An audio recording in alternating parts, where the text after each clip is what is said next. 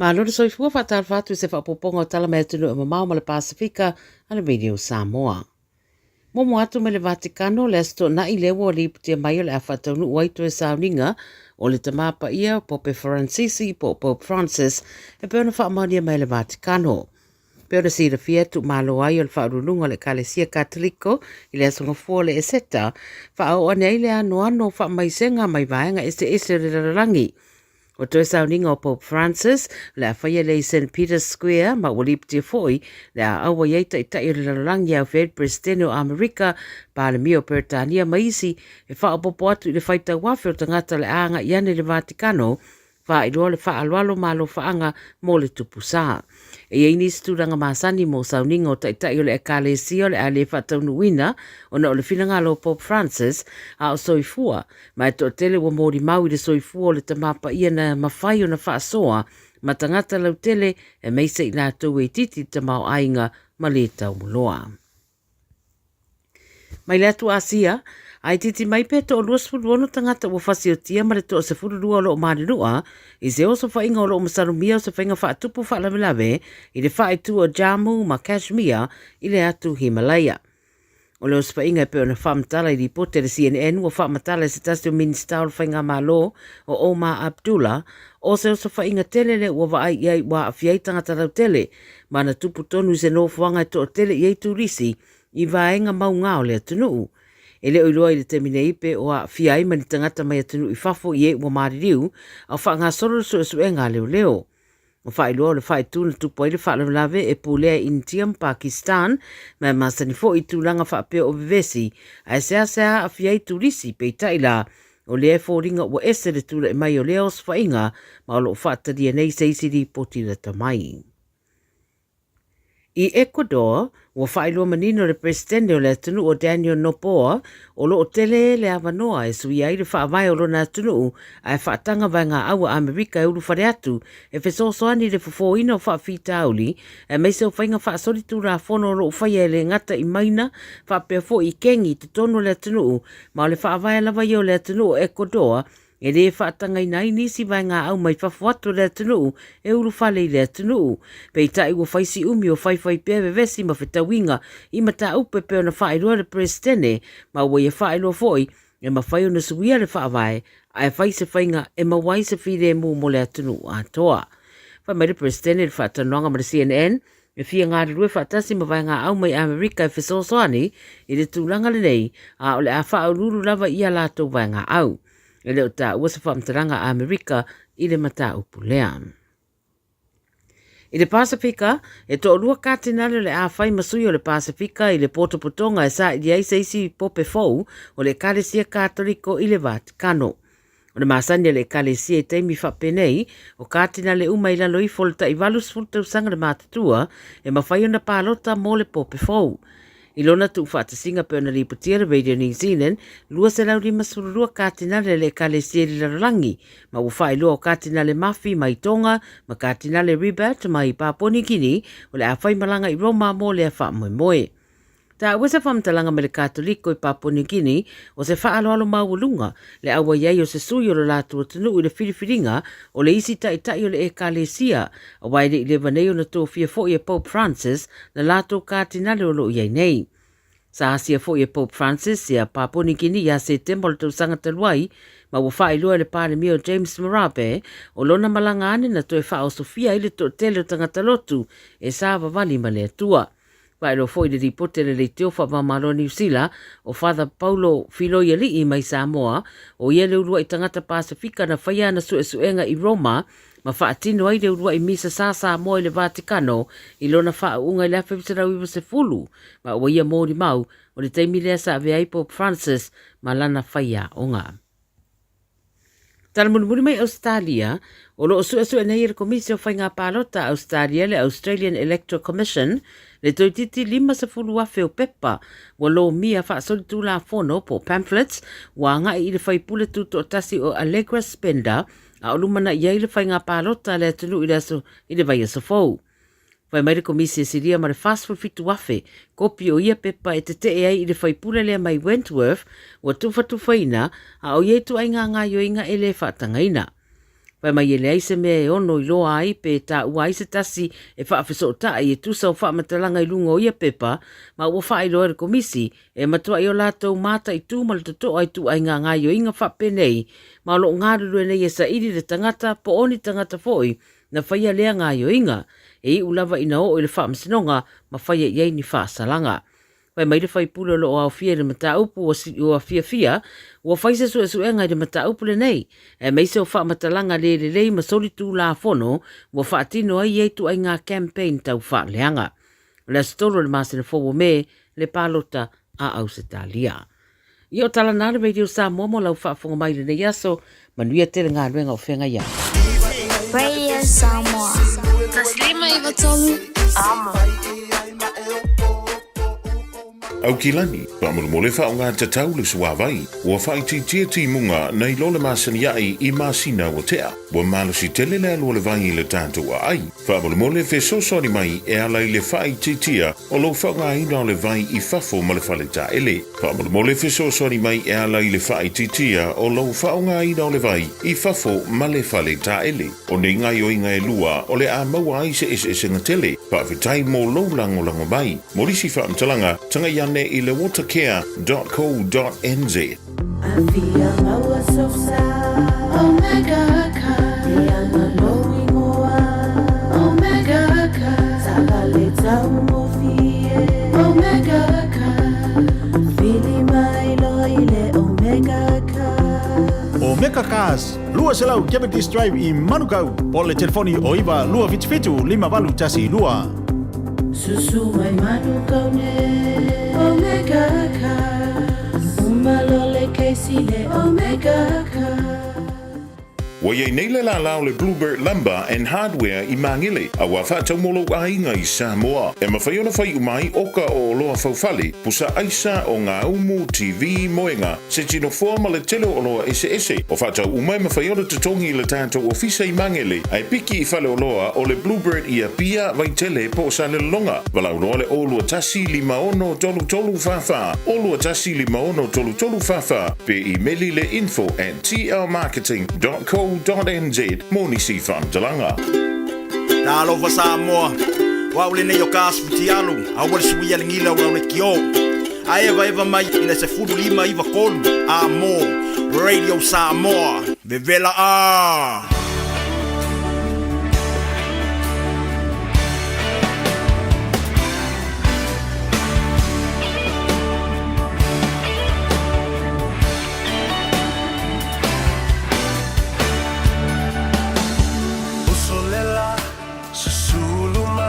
Ia, talofa lava le pei o maualunga o le whaafonga tāpuai a mwise foi o le sila mai moa Samoa le atunu pele I le loto ma le nganga I le ngata I lau mai moa mai I Aukilani I New Zealand Day.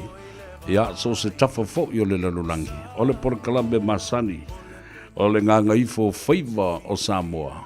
Ia, ma le tātou porkalambe tuli au pūpe le tōtele o tangata o le malu I whale I aso lulu ma le te ala I titi o le I tū lae whā I vai aso te tasi. Whatalofa I te oe ma le wha awina le nei o le au unanga ma le tautua I lau lava ngana le si ufonga o Samoa le Radio Samoa se fululima I vatolu a moi au kilani ia ma le atau o Savea Al Harrington tumanu vau lavea tawalunga atua ia tātou tala I vai whanua o le Pasifika, New Zealand ma Australia ma isi atunu o le lanolangi. I le tautua na tamaitai o Miriama Pomare, ia e maise foi le au unanga ma le tautua a le talenga I hawhafonga mua, ia po le tō whafoi a se umanu Francis Ioande, e pei ono tō mafuta ai. Tātou wheiloa I le lofa maleanga le leo le tua manatu o lewa mai ona fola le fala, mai lava le tai ao I le sunga le li awa o ia tawai meni malona au waa, ia se yo o mai fo I le sunga ia taito po tia fo I po o I la ua uma fo. Ia whapena fo I malifitelenga ia whonga mua se umanu Francis Ioane. Whaftai le tua, tei mai le soifua ma le malosi, ia o tātou wheiloa ia I lumo le nuu e le o tua o le nuu. Mua ona whatalofa I a tātou malo whaloalungia o le ua mafuta mai I le whaletua ia e mele palamo, ia o ia o se tasi fo I o whonga o le tātou porkalame nei, whaamanino lava ma whaamalama le mata upu, ma le mata whaioi. Ole malu I whale. Ia, ole mea moni ale na, ole sue o se whale. Mapu iai ia le ainga. Ina ua lewa tausanga o nonofo I whale fo ie. Rental houses or whale elisi ia matulanga whapena, New Zealand housing. And so, talofa and welcome to you all, my dear friends. I hope you had a wonderful Easter weekend and having felt the real spirit of Easter, forgiven, and also the resurrection of our Lord Jesus Christ. I can see we also are joined by Benjamin Connor, one of builder designers that was brought by our dear friend Thomas and also invited by Emile Palamo. So we extend that very, very warm welcome to you, our dear friend and one of our guests here tonight on the Radio Samoa and Gagaifo Faiva with our program Malui Fale. We say talofa to you, Benjamin O'Connor. We'll start with you first. Talofa lava and welcome to the show. Having me. Excited to be here. All right. Talofa to Malol Soifuman. We are Thomas. Talofa Savia, thank you so much for having us again today. Thank you, Emily, for always inviting us. It's always a pleasure to be here to help our people. And also, thank you to Ben as well from 4C Studio, our designer, for being here as well to answer any design questions that you guys have today. Talofa to everyone that's listening. Fantastic to have all of you. I always look forward to speaking with you and sharing and listening to your sharing your thoughts and also helping our people understand exactly what you do, and also especially for Emile. Talofa Emile malol se fo manwia lo fionga faltua. Malo ho se fo manwia lo fionga sabea falling on my mana ia lavale sita had a nice long break and yes when we indeed. tele le sita and fatalo fat fo ile malu le tunu o fa fonga mai le ne fiafi malo se fo manwia Malo fa tai fo ile mafuta mai ya te utou lo to pa ia maulunga ya o fofongo le tato pol kalame so ani mai fa malama ile tunu ia le tulanga o le mana o mia o se fale. Ta amata ya te o Emile o le tulanga o lewa nofo nei ma fau o le o ye le fale o luma le ye le fale o tua o lo avano le fanua o le me mo lava o it's tau na faipa fai o lo manatu fatu ya pe fausi o fo isesi no fanga I tua like a sleep out or a minor dwelling o le te mana o mia ina ia ba ai pe fia tau le me ai pe fa pe I ona no mai ia se vai nga tu pe fa tino ai ia le fa mo le ia fa tai mo le fasili sabea pea o le me mo lava ta ua tele le mafofau iai mafofau le loto iai po le al tonu lava le afo le mele fia ausia po o se fale rent out po o se fale fa tonu o mo fanau o le ale mafuanga ona o tulanga fa pea ta ua tele le malama ai le amataina. I suppose it's a why. I say, what's the long-term plan? Fa pea o se fale lai mana na o e movie ai alo mawhanau. It's a wana mafofau mamao. What if the kids do decide to move out? Wa tulanga o mawha pea, it will have an impact on our long-term goal. Is it a minor dwelling? Is it a new build? Like a sleep out? Is it a full-on house, 3-bedroom? So tulanga fa pesa una malama le. What do you want to achieve? O le atonu lava le mele fia mana o ina ia fa tau no. Wa o ie lo ila ia pe po le ale me tau na fai. Do we have to get approval for a minor dwelling, a sleep out, which the boys will elaborate a lot more on that.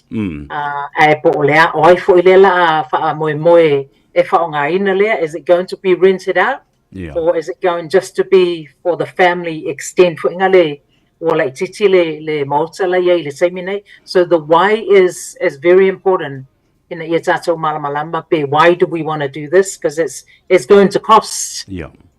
All right. We're going to use both languages to conversate because we have Benjamin O'Connor here so that he can sort of catch up and understand where and the issues and the subjects that we're going to discuss here. So now we're going to borrow the funds from the bank. What is the bank's process that you need to know in borrowing this kind of money? Obviously, we will look at gathering the information on the income le maua po le tatou tupe le maua mai. We will also then have a look po ani tatou ai tā lafo o le taimi nei. What kind of borrowings do we currently have? If everything is gathered together, le tatou income, our current borrowings, our current mortgage, on the whaatala nola do we have equity as it is? Is there sufficient equity if improvement? So so once we are happy with the pakeki, so usually I will say, okay, let's go to the bank and see what maximum potential borrowings the bank going to consider. So at this stage, improvement sleep out minor dwelling. Value, tangible value or tilo yellow bank. So at this stage, we're just going on basically your income. On the assumption or assumed value at completion. Equity sufficient as it is, let's say,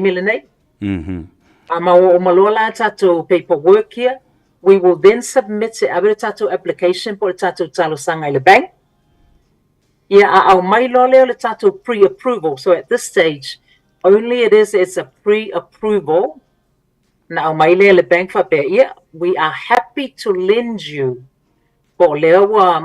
bank based on your income, based on the assumed improved value. We are happy to look at this much. If I see so at this stage, Thomas Malana to look at some possible costing at this stage. So we can then, we will also then go back to the bank. Right. And say, this is what we're looking at. Because usually pre-approval will have the main condition at this stage, maybe the valuation. On a bank, on a they call them a valuer. Plans Thomas Malavaenga. Assumed value at completion based on the costings, based on the drawings, the designs, based on improvement on a assume the value at completion. So the valuation then will go back to the bank. So if I back and forth, we will then go back to the bank. Evaluation layer, are you happy for us to proceed? So our bank, if the valuation is okay, we will then go back to Thomas and he can then do the signing contract with again, we'll go back to the bank and sign off. So there's a lot of back and forth here. There's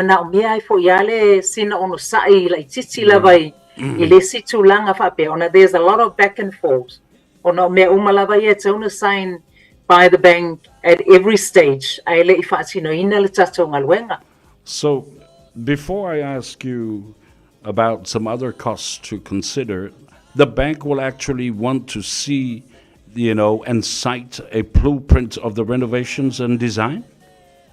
That is correct. Bank pre-approval, it's just a figure. We're just looking at a figure. na maile le bank, okay, based on our condition there, e mātou te whia tilo improvements here la whai. Yeah. So, or improvements la ia ma costings here mai Thomas Malelato team or whatever builder you choose to go with. Ia o tamala ia lela ave le valuer. So the valuer will use the drawings, the designs, the costing layer, and determine the value at the end of the project. Yeah, the valuation plus the costings, ma me umalawa ia, so if I for the bank, for them to sign off, I let you see the next stage of our process. Right. So, there la wata se baila le bangal na o easy cost to consider volea. Ale wata wotele. Olono winga the Thomas and the team gets involved earlier in the in this process because the bank actually wants to see the blueprint or the design or the printing of everything that needed to be built or renovated. So leia sa noanga severe mo melota to pre-approval or le gap la le mitai Thomas or whatever builder mana na ol ai ngai whaonga to determine po lale tato costs wainga design ma me whape ona mana o mia le value yele tūlanga le ina ia fulfill lai le si ia inga le mana o mai le bank of the valuation. All right. Final question before we move on to the gentleman that awaits us from the other side. Once we get the pre-approval for renovations, what are likely some conditions that the bank might decline your application or the pre-approval? Mana ia telele fasili o lesi most of the time I tulanga your renovations for improvements. Our maile tato valuation is not up to the level in expected the bank. The bank can decline our application at this stage. So whapea o lana assume ne tato le valuation at completion pe au mai miliona. Au mai le valuation after looking at the designs, ma costings, au mai pena o le iwa se la wafe. The bank can at this stage decline and say, oh, we're not happy to lend you that much based on the valuation. Ono tulangala ia it's our tele to make sure that we've got sufficient equity as much as possible as before we even look at the value at the renovations, my improvements here. These are all kind of like assumptions at the end. So the more equity we have in our home before we start, the better options or the better flexibility we have. It also based on the market, how the market is going. So the more equity we have before we start, the better. But the bank can decline the tattoo application at this point, which means like costings to work within the valuation le mate. Malo faftai tile lava mele wa langa na pauna fasili wa au mai nei ata wa leo te baba yatu e faisi tele o fo yo fasili mole sunga ya Thomas e fa pe fo ia Mr. Benjamin O'Connor as the designer. But thank you so much. It's always important, and to me, I look forward to to knowing more and more, because it's easier to explain. Io tātou tangata, mawha malmala mātiri ai. Ai o le telefoni lea ale whaletua ia e mele, e mwhai ei o na toe talanoa le tātou lava ngana mawha malmala mātiri ia te oe. O le o lua fitu, walu tolu fitu, walu wha, walu o, toe whaafonga le numero le nā. O lua fitu, walu tolu fitu, walu wha, walu o. Manuia malolonga le nei e fiafi, tātou tuli mita i fo i le vai a sufou, ia masisi fo i wha popongo le talanoanga, malu i whale lau i fionga le whaletua, ai wha soifu i o moro tem nei. Ia, wha soifu manuia le fiafi. Ia, whaaftei tele lava. Ia le nā Samoa, wa mai atu, ia lisi vaianga o le tātou wha talanoanga, i le whaletua ia e mele o stasi fo i o fongo le tātou porkalame nei. Now, the handsome and good-looking gentleman that I have with me this afternoon for Thomas and Benjamin O'Connor as the designer for before anything is built. Now, any of you, or perhaps Thomas, if you could lead us, what is the difference between a minor dwelling and a sleep out? Lale se singo o a fo no fuanga ia leo le a tau mawhai nei e fausi ai tua. Faftalo Vasily, Severe. So this question, I'll hand this over to Ben. He'll explain the difference between a sleep out and a minor dwelling. Right. All right, Benjamin. There you go. So really, it's the what cooking is facility. the difference between building a minor dwelling and a sleep out at the backyard? It's really the cooking facility that determines whether it's that sleep out or the minor dwelling. Right. Minor dwelling can be operated by itself, whereas a sleep out is secondary to the house. Typically, it just contains sleeping, like rooms for sleeping, as opposed to some where a family could live, perhaps, or be rented out. So that's the main difference.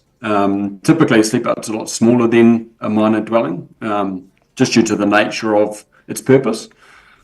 Now, it's important. You know, the purpose of the nature of the purpose of this minor dwelling, is it self-contained with a toilet, a bathroom, and everything? That's correct. Yep. That's correct. So yeah, a minor dwelling can operate as a house. So to have all the bathroom facilities, kitchen facilities, laundry facilities, and a bedroom or two for sleeping. Whereas a sleep out purely is a sleep, just for somewhere to sleep, like a sleep out. Yeah. And it relies on that house to operate, so you can't have all those other facilities in that space. And typically up until this point, or early next year, there's been allowances for being able to build sleep outs up to a certain size. Next year, they're bringing in new rules which allow you to go up to sort of that 70 square metre minor dwelling, which is very exciting for both designers and builders. It's going to allow a lot of possibilities.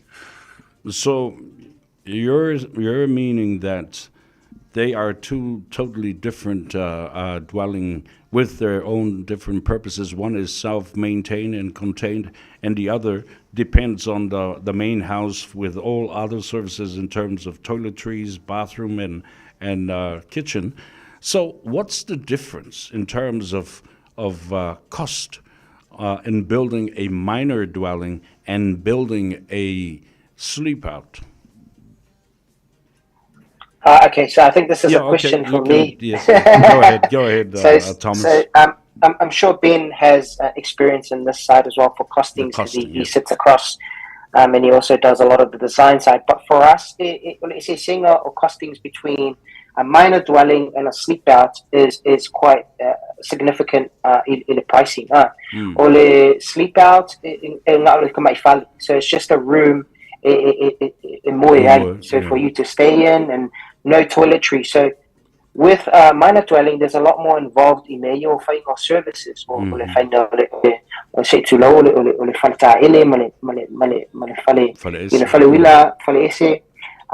then same for kitchen or kitchen for minor dwelling. So there's a lot more involved in the minor dwelling. So the difference in cost in Mawalunga, cost or minor dwelling. Not a lot of sleep out. Also, on the cost of the minor dwelling, involve your council. For the council, if I consent, and this is where Ben comes in. He has to handle all of that side as well. So with the sleep out, it doesn't really require the consent, but it still needs. It still requires design, which is it's still good to have that design as well, bespoke design for you, malo fanua. That's why we always recommend our process where we have been involved as well in this, in that process. But there is a big difference between the two. For example, I'll give you a quick example. A sleep out can range between 15 to 25, 30,000 for a simple sleep out. And then you have a minor dwelling that can go between 100 to 300,000, depending on the design and the complexities involved with that particular design. But it all comes down to the location of minor dwelling or your sleep out, and also all the design as well. So that's why it's good having a team or someone like Ben who understands, good design that's going to save you money, because it really comes down to how it looks. Materials you whaangai le minor dwelling or the sleep out. That's what determines the price o telo o mato ngawenga. Malo. So, because I've just spoken with Emily, while applying for pre-approved funds for the minor dwelling as well as the sleep out, you gentlemen are involved in the earlier process if the bank needs the design and also the blueprint of it. So how is it that possible in terms of time to do the design before the banks wants to see and cite it? Okay, so this is a question for Ben, but our normal process for when we meet a client before Emile. So Emile will meet the client to talk about pre-approval. Right. Once Emile pre-approval from the bank, then they approach us. And it's very good for us to be involved right in the beginning. Because after we finish our stage, our initial meeting with the client, that's when we have Ben involved. So I'll get Ben to explain what he does in terms of his process. Ben? So very early on, we'll do a quick site analysis to see if it's actually possible. We'll check, whether it's an extension, a renovation, or someone's looking to put a minor dwelling or a full dwelling at the back. It's a matter of checking what services are on site, the setbacks, certain rules around, particularly with the exemption that I mentioned before. There's other restrictions around those. But typically within the Auckland setting, there's several different zones that we have to take into account, and those setbacks and building coverages, etc. And those are important even with the new granny flat rules that are coming into play, that they still comply with those rules. We're still yet to find out whether it's those rules in particular, but I imagine it will be those planning rules. So we'll start off with the site analysis, then we'll do a site measure of the house, and then from there the concept design. Depending on the complexity, there may be another design stage that we will take, and often at that point we'll make a few construction assumptions. Mm-hmm. And with those assumptions, Thomas will go away and engage his QS to do a pricing for the project. And at that point then I believe that you get a mortgage broker involved, and then the bank comes back to us as to whether they can go ahead with that project or not. Once you've got the approval to go ahead, then we look at doing the detailed design process. And it's pretty much setting up a building consent set that is submitted to the council. It's not just a drawing set, it's a whole bunch of other application documentation, specifications. Other consultants are often engaged. You might have a geotech consultant, a structural engineer, truss designer. There's all sorts depending on the design. So the further and further you get through the process, the more complicated it gets and the more people that are needed to be involved. But it's important early on to do that site assessment so that you're not wasting a whole bunch of time through that process if it's not even possible. You just need to make sure you have the right team on early on. So, in other words, you are the person that deals with building consent application and all that from the council? That's right. So I'll take them right from the beginning. I'll be that one consultant that sticks with it from the beginning to the end. Typically, I'll take it up to that detailed design approved building consent stage. And at that point, someone like Thomas would take it on and see it through the construction. But even through the construction stage, I'll still be involved from time to time, depending on if there's further questions, construction questions. So which one of you, Benjamin or Thomas, deals with the time frame of how it is built right from the start to the finish point? So that's we both work together on this whole process, Severe. Yeah. The build schedule is done by us, but council, with the schedule of council has their own schedule in terms of building consent applications. And Ben can answer that in more detail if you want as well, Severe. But the main point we're trying to make is this whole process from start to finish, there's a lot of moving parts, a lot of people involved, and a lot of value engineering that needs to happen right from the beginning with the right people involved. Like, for example, like Ben, we work really closely with Ben to talk about design, to talk about how we can pull back cost if need be. and you need people or consultants or designers like Ben, or even in our team that can work closely with our clients to achieve the minimum achieve. That's why in the beginning we set a budget, and then the design needs to go around that budget as much as we can. And sometimes we have a budget, and then the client wants a design that's like a Sky Tower design, but the budget is actually like a Toyota budget. So it's important. It's important to set expectations right from the beginning. That's why it's really important for us to be involved right from the beginning. Process, Early process. Yeah. Fantastic. Alea whafonga mai le tātou tunu whafonga Samoa. Ia, o tama whanau ia lea tunu o lo whaia ngā luenga nei e leise me ta o se Mickey Mouse. O le sunga a Thomas, o le li kamuta. O le olu tasi 555 tolu o na wha. Olu tasi 555 tolu o na wha, ma o ia fo ileo le a whaafsota ia. Ia I lātou le nei lātou te whaia le design, fo le ma fua le ngā luenga pe o tūlanga tusi o le ngā luenga. Ia ma whai fo iona lātou apalai I meo pe mita ma whaatanga mai ai le pulenga whaitu malo po le council. Ia le whai o le mere ai kere ngofa oe ngofo whapipi ia kule mea whapipi angele mea I lo whane. Now, from your experience, is it worth building a minor dwelling or a sleep out, or perhaps added a room to the main house? I'll let you go first, Ben, and then I'll follow up. Yeah, sure. I was going to say that it really depends on the situation. Right.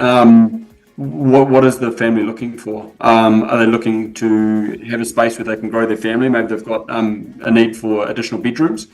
That might mean an extension. Whether they want a separate space for that sleep out. I think typically in most cases you probably want the bedroom connected to the house rather than being completely separate, because then you've got other conditions to take into account like rain. Then the other thing with these minor dwellings that are coming in next year, those can be rented out separately. So maybe that need is an additional income and making use of that backyard or front yard. So it really depends on the needs of the family. But yeah, that's something we talk through right at the beginning. The building process and design process is quite complicated. So it's nice to sit down with the family and have a discussion about their needs. Sometimes they don't fully understand their need, and to have someone come by and listen to them discuss their day-to-day life and stuff. Sometimes you can come through and be like, maybe you don't need this space, but we can achieve it by doing this. So yeah, it really just depends on the family and their needs. So the line of communication is pretty much very important with the family to know exactly the purpose and the need before you go ahead and design and build. Isn't that right? Exactly, you're right. All right. For families looking to build a sleep out or a minor dwelling, where can we visit to view some of the finished products and ideas and costings and some of the sample and models of your work that has already been done? Okay, I'll answer this one first before Ben. But for the simplest one, Severe, is just websites. Yeah. You can visit any of our websites to have a look at some of the completed work we've finished. Wow. You can also visit home shows as well to have a look at some of the models out there. But in terms of costings, it all depends on your particular need. There's not one size fits all. And there are systems out there like that sell online where you can see, for example, Severe, if I used to sleep out, it will say online, or or something like that. But it right there and below, you don't see the little fine print left on my, not including this, not including this, not including this, or not including this. Whereas if you approach someone like me and Ben and our team, we give you that trade summary or that trade breakdown so that you understand everything is included in this. This is what you're going to get. This is how much the whole job is going to cost. Versus if I go something online, it might not necessarily be the full cost of everything. So to answer your question, websites, you can have a look there for some of the finished work, or just online. There's plenty of information online And then Ben, is there any way you think you can suggest for people to have a look at? You've probably covered all of it, really. I was just going to say, I mean, looking at Instagram or social media websites, typically in terms of cost, it really depends on that finished material. Cladding it can range in cost from one cladding to the next. So internal finishes, etc. So it really is probably one of those things where you do a little bit of research and have a look and see what you like, and then engage with the designer and builder, and maybe looking at their websites to see the type of work that they do and what they've gone through in the past, because that makes a big difference. Right. Yeah. O le nā, ua tawalunga tuai ia le tātou talanoanga.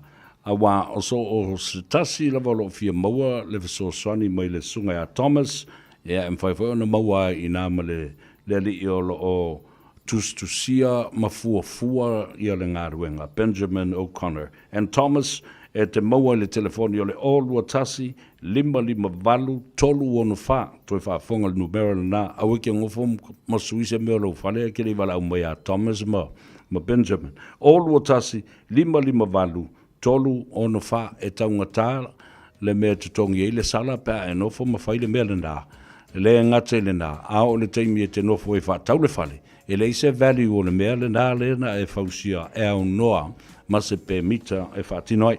Gentlemen, thank you so much for your time. I always have that pleasure of listening to and learning new things from your career and your profession. Yeah, thank you, Thomas and Benjamin O'Connor. Final words from you, Benjamin, and then Connor. Yeah, thank you very much for having me. It's been great talking this through. There's a lot of things changing. It's an exciting time. So looking forward to seeing what's happening next year with these exemption rules, because I think there's going to be some great pieces of work that come out of it. Thank you. Thank you very much. A pleasure having you on the show. Thomas, saunoanga munuri mai lau sunga. Taylor Severe, as always, it's always a pleasure and a privilege to be here, to be able to help our people understand what it's like to really build a home. Like I said, if you guys want to reach out to us anytime, give us a call on the mobile that was provided by Severe, and then we'll be able to link you with Ben as well from 4C Studio, who can help you guys with any of your design needs. But yeah, Taylor Severe, look forward to the next time as well. Take care. God bless. Yeah, thank you very much, gentlemen. Looking forward to the next time. But for the meantime, we are telling thank you, Benjamin. Looking forward to seeing you the next episode of our Malu I Fale. Mo Samoa. E whaasui fui e le teminei. Whaasui fua. Le sunga ia Thomas ia whapea fui ia lona soatau. Le sunga ia Benjamin O'Connor e te mau le telefoni le nei olua tasi 554 tolu ono wha. O le tāua le nei mea Samoa, o le malu I fale, o le fo e whao ngā, tama whanau le tunu, e le ngata ia e mele palamo I lana telefoni o le olua fitu, valu tolu fitu, valu wha, valu o. Ia, ma Thomas I le olua tasi 554 tolu ono wha. Whaftai, e talenga se manu, ia, ma le nangulango ina foi, ma le soani le tātou Pol Kalambe, manuia malolonga le nei fiafi, ala tātou wō I le peselea. Whamanuia atuai ina uanga Gagaifo Faiva o Samoa, I le nei fo I a fiafi, ia, ma le a taua Severe. I lunga o le Pol Kalambe, o le Gagaifo Faiva, ma le malu I fale. I lunga le siu fongo Samoa, le Radio Samoa se fululima, iwa tolu a mo I au kilani.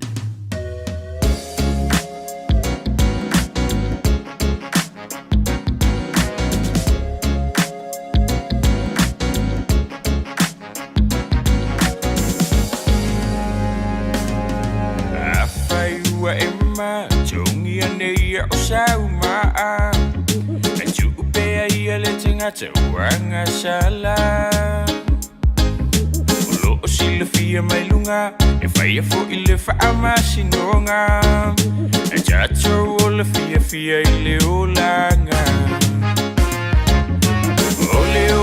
ele ya le fili fo imana mai le ja uma fai fale anga uni be wali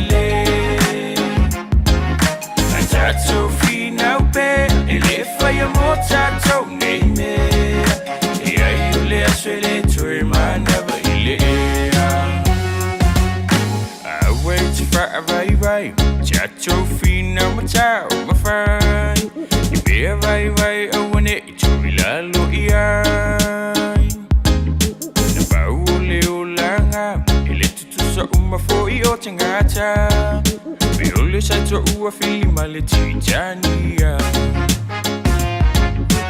ole olanga elele ale fili fo imana maile tau fai fale anga uni be walile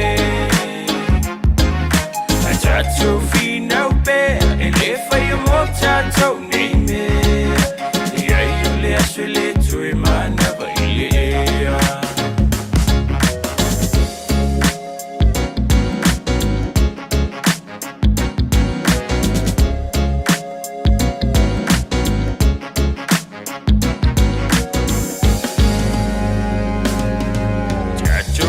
Fia, Italia in Omea Uma, Ombea Lile, Fape Ambea Chinga. Ile I say Mama, Jaffa now Ileang Shala, Auluang, Eto Shawa to Ilunga. Ole Olanga Ele, I'm the Filifo Imana Maile, Chau Fire Faleanga Unibea Walile. Achacho Fina Upe, Elefa Yamota Tone, Yayule Ashele to Emana Bailea. Ye Olfina, a Jane for Ilo Wafu, a Bay Oleloi Engalu, Mafa Aputu. Ole Olangalena, Olechanga Ilimanwea, a Elimafaya, Wana Olo Lotutinga. Ole Olanga Ele, I'm the Filifo Imana Maile, Saumafaya Faleanga Unibea Walile. Achacho Fina Upe, Elefaya Mochacho Name, Yayule Aswele to Imana Bailea. Ole Olanga Ele, I'm the Filifo Imana Maile, Saumafaya Faleanga Unibea Walile. Achacho Fina Upe, Elefaya Mochacho Name, Yayule Aswele to Imana Bailea.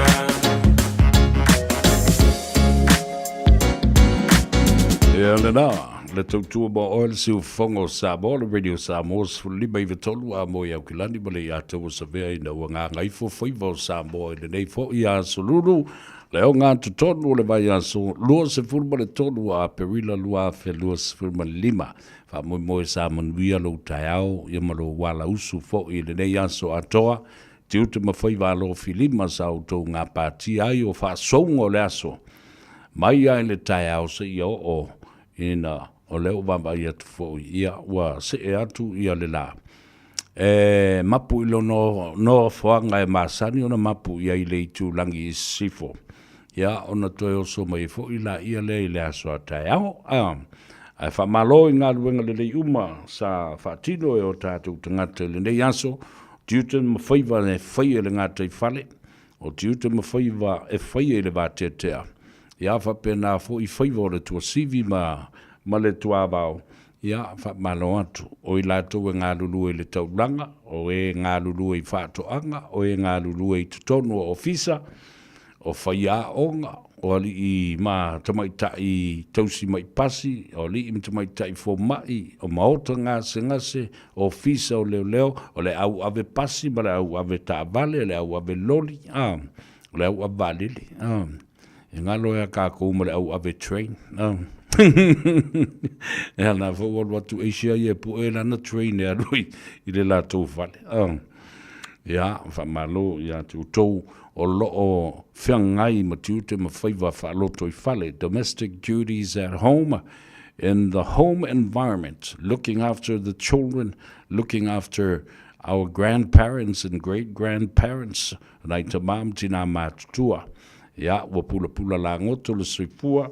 Ia, a iei o lātou mana onga whapitoa, o le inu o le whala au, o le whai o le tui, ia whapena fo i fūsinga.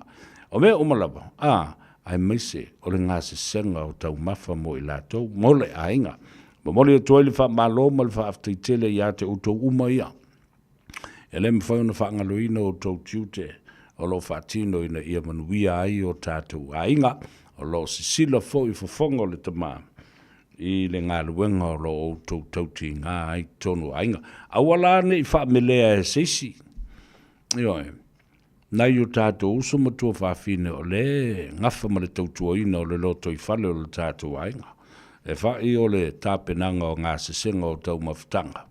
A o le vai o le whanau o le makwako kile o ka maiki mele au ki ngifu. Ia whapena fo i nai o tātou ta mam tina mātua wa malo lo retire. Whatalo fo i ate utou, tu asina sino le atunu. Alo le talo fo i mawhi mai mo whaamanuia i le au whainga luenga le Radio Samoa. Ia whapena fo i le au whainga luenga titofi le atua o whioi o le langi. Ia male ngā luenga ale atua o lo tau swaswai le i puwai o le ola. Whamalo whaftai i le ngā luenga o lo tau whatino. O se teimi sirio na whaingatai le lalulangi atoa. O na ole tuu o le malo ma le wala au pa ia le atua. I le awhionga le te mā pa ia. His Holiness Pope Francis, and one of the most influential, consequential leader of the world, including the Catholic Roman Church, or the Roman Catholic Church, the 3 billion tolu biliona o tangata tāpua i o le Karesia Katoliko i le lalonangi atoa. Asuatu vai malu i puenga i autou fionga i Patele, autou fionga i Felela, o tamaita i Sā. Ia whapena foi ia le fionga i le kātenali ia pole ati epikopo. Le fionga ia ati epikopo mo sese tui. Ia ona o le wala aupa ia le tua. Ia mese o palisi o ofisor soani. O tūlanga tofi māwolulunga o le kalesia se i o lava i tangata lotu. Ara o tarasa o le la o watu. Ele tai au na lela, sa o no foi i lunga aile i tai na le lima. Ma tusi ia le telefo i o mea sa o mawhau iai. Ia matape na pena le tātou por kalame. Ma whaia isi ngā luenga online e sende lo mātou ofisa.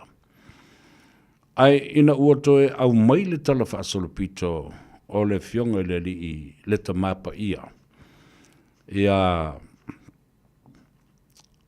Pope Francis. Na unofo ama o toe tata ilo o mawhauwhau i tua ilo o tama a o mawhawsanga i au suifua ili wala aufo i le tua. Na ese a langona sao o ia te au. O pe o toe tū mai i alu mātou tama. Vasa fo lena te anei, leana o fai atuai. Na o tāpena i mata upu whapolo kiki mai si fo i a mata upu o le tū la fono ma mea whap. A au whaitonu tāpenanga lea. I le teimi ua tūla lata o mawhtianga ma puapua ngā o le li whao lai las whareili. A pēr la, e la makua sa malalo ma tā upu i las tonai. A pēr na uwha i ato la umoli mau. Na pēi ua tū mai i ala mātou ta mai o luma mwhapea mai. Ma musu mai mwhapea mai. O pēi o le matala nofa mai. Ai o si o atali. E atou. Sa vea. Ko o ka upu whaporo kiki ngā leo ke wawai aku ngei ngai whai. E kasi anga mari i le kausanga Iesu. Vai. O tai au le sako e ku Iesu. Ai alu e whai whalea o mata upu i le whatau o ina o le maliu ma le toi tū man ma lo le li whaolo Iesu ke riso. Ai ku o me valea whaporo kiki ngai whai. Se i whai pēr o koe ku ma Iesu le sanga whai le sunga fuoma le aso lua lewa Iesu. Na li liu wailo loto po o ata mo whapea talo whai. O langona moni o le mātou tamai le umusu mai. Nā lei na sui ato le tātou polo kalambe. O le aso tō na i le maliu ma le toe tū manu malo o le sa vali o le eseta. Na pa wale mena o ila utala noa. I mea tau whaapuru ki kia wana ufu yatu. O le whaasa tau roine o Iesu Keriso. Malona maliu. Nā a fia i fo i porkiki. Ona e ese mata upu ale ainga sa iuta ia. e se mata upu le kalesia Roma. E se mata upu le au farisaio, ma le au telona, ma le au tusi upu. Ma le au wau la fonga. Ina wau maila le sa vali e Yesu, o le sa vali e le atua. Na matua te te e iai upu fai o malo. Lātou te le talia ina le sa vali e le atua. E fau le lātou whalongo le sa vali e le atua. Na o mose sa tali tonu i lātou. Mea lale na lai. O le fete na inga la. O le sa vali e le atua ma upu fai ma le porokiki a iutaia ma le maloroma. Lea na fete na i e loa. Ma lātou le talia ina. Yesu malana sa vali. O le la au fo i la, ma le tafu e, o le sa tauro, ma lona fatusa. O se fatusa fo i, o se ngai o inga, na fatino, e atangi ai ma wavala mai, ni whainga whaporkiki. O le maliu Yesu, o le maliu mo le lalolangi uma, ai nā tangi ai le manus tele o le te o le porkiki a iuteia maloma. I le sa vali a Yesu malon tama. Tā ui o le melna. Ai toi fo ilala utala ina ua utoi tilo ma fai tau atu. I le tala whaasolopito o le fionga i le tamapa ia. Ia Pope Francis. Na te ia ua malingi o loimata.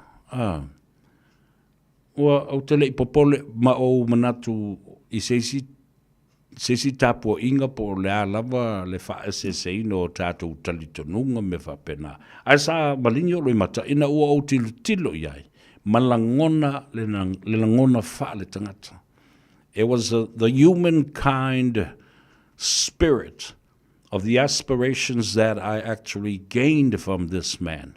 Just by looking at him, listening to him, and reading his biography and part of his history. An Orthodox leader that has changed and tried to modernize the church and has changed many protocols of the church. Na mana o ai ia le tamapa ia whaini suinga te tele. A autou se sila la iai. Wa tele ina tātou talanoa masai i mea o whaafine, o whaafateine ma whaafatama. Ai o le pope mua lea, o le tamapa ia mua lea, mai le tele o tausanga ua tua nai o le tala whaasolopito o le Ekalesia Katoliko Roma. Ma o le pope lona lua se lau wonos fulma le ono lea i le tala whaasolopito o le Ekalesia. Na ia ulua i whaapa ia ina, ulu ngali i tutusa. Same-sex marriage. O le tamaloa, malesi tamaloa. O le whawhine, malesi whine, te lau whaiatu sa me leanga. Leanga o lena sa unoa lava i le tamapa ia. Ina ua whasiringia i le autustala. Matangata o le Ekalesia. As I know Pope Francis, what can I do? What can we do? We are all children of God. O tātou umo whanau le tua na whaia le tua. O le mea lai whai, tu upea i le whaamsinonga le tua. O tangata fo i na whaia le tua. Wa le whaamalia ino lātou langona i le lalo langi o lo tātou wolhai nei. O lea tātou te whaia mea whaalalangi. A o lea fo i o leisi tū o lo o iai mea whaalelangi. Whai mai loma le Pope Paulo. Whai mai loma Pope Francis. Ona o whanau o le tū. O tātou te lia i nai. Le lātou wai a te tau. Ina ia whaamalia ina. I le tūla whono whaale lalolangi. Tūla ia lea i le tua nā te whaamasino ina. Lana whanau, ma lātou filifilinga ua whaia whaale lalolangi. oka se tā ua lea tala ia te. Mai I se tā I tai matau tia. And I think elei se si fo I Pope, that will be the same like Pope Francis in his own time. Tā ua la tau ia. Ia, na malingi o loi mata ma o whapea talo whae. Ile nei fo I te tai longa o le lalolangi ma le ekalesia to o tele. 3 biliona tangata I le lalolangi atoa. Ai fōlinga bai. E alu uma nganga o tangata nei. I le toi ina lea le tamapa ia lea ua maliwa tu nei. Lea ua tu malo nei. Ai a maia ia le tala ma le lipoti mai I le vasengo ka te nali o loo iai le Vatikano I Roma. Na uma le lei o na tūsia ma tā pena le lei. E le fionga le tamapa ia His Holiness lona lava pola kalame o le sauninga o lona maliu. Na le tolu aso.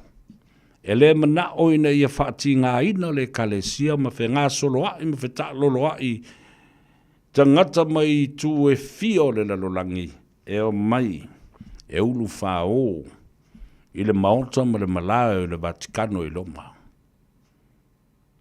Whe mai, na ona te wao ia, masi ona ta mai ngoa e osi lunga o le tuunga mau.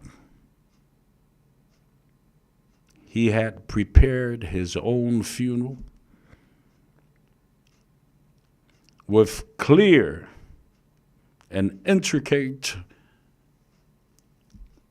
plans for his own funeral service. A simple man, and yet a very, very humble man. O le savali le fionga I le tamapa ia Pope Francis, o le file mu, o le alofa, o tangata ua mātitiva ma le tangolima. Ma ia fetu na I le ekalesia.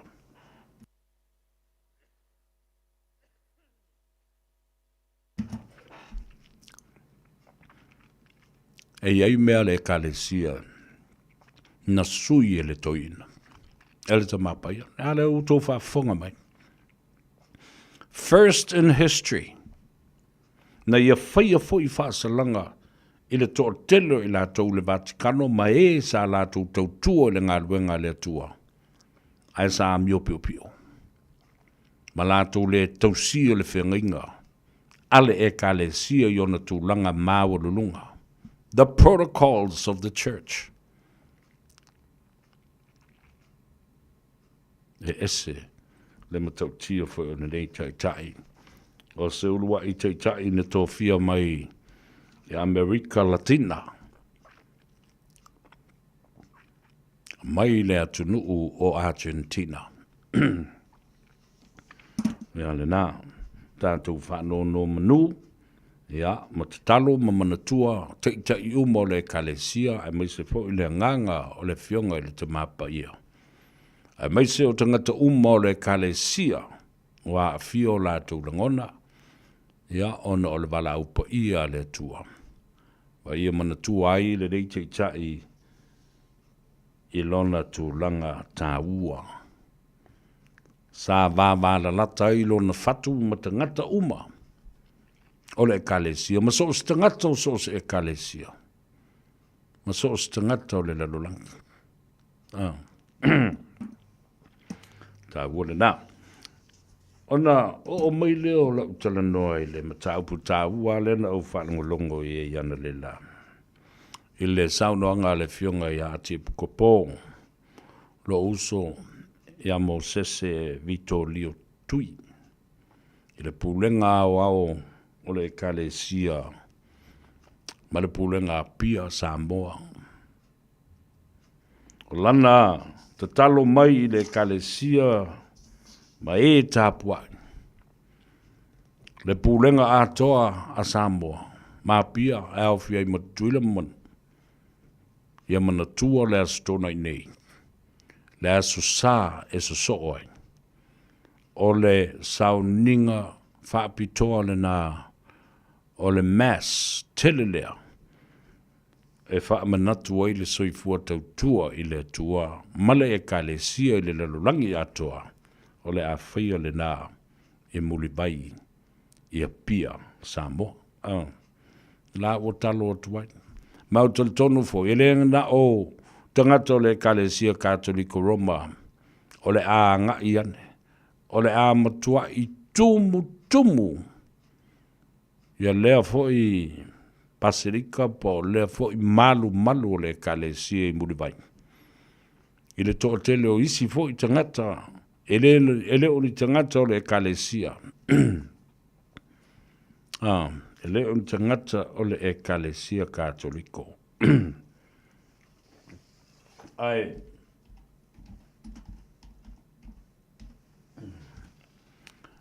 o le o le whaaloalo. Pei fo I ona tu ua le malo le fionga ati kupo ala pati mata I linga. Ona o tātou so tanga whaale tangata. Ai, o mōri mau.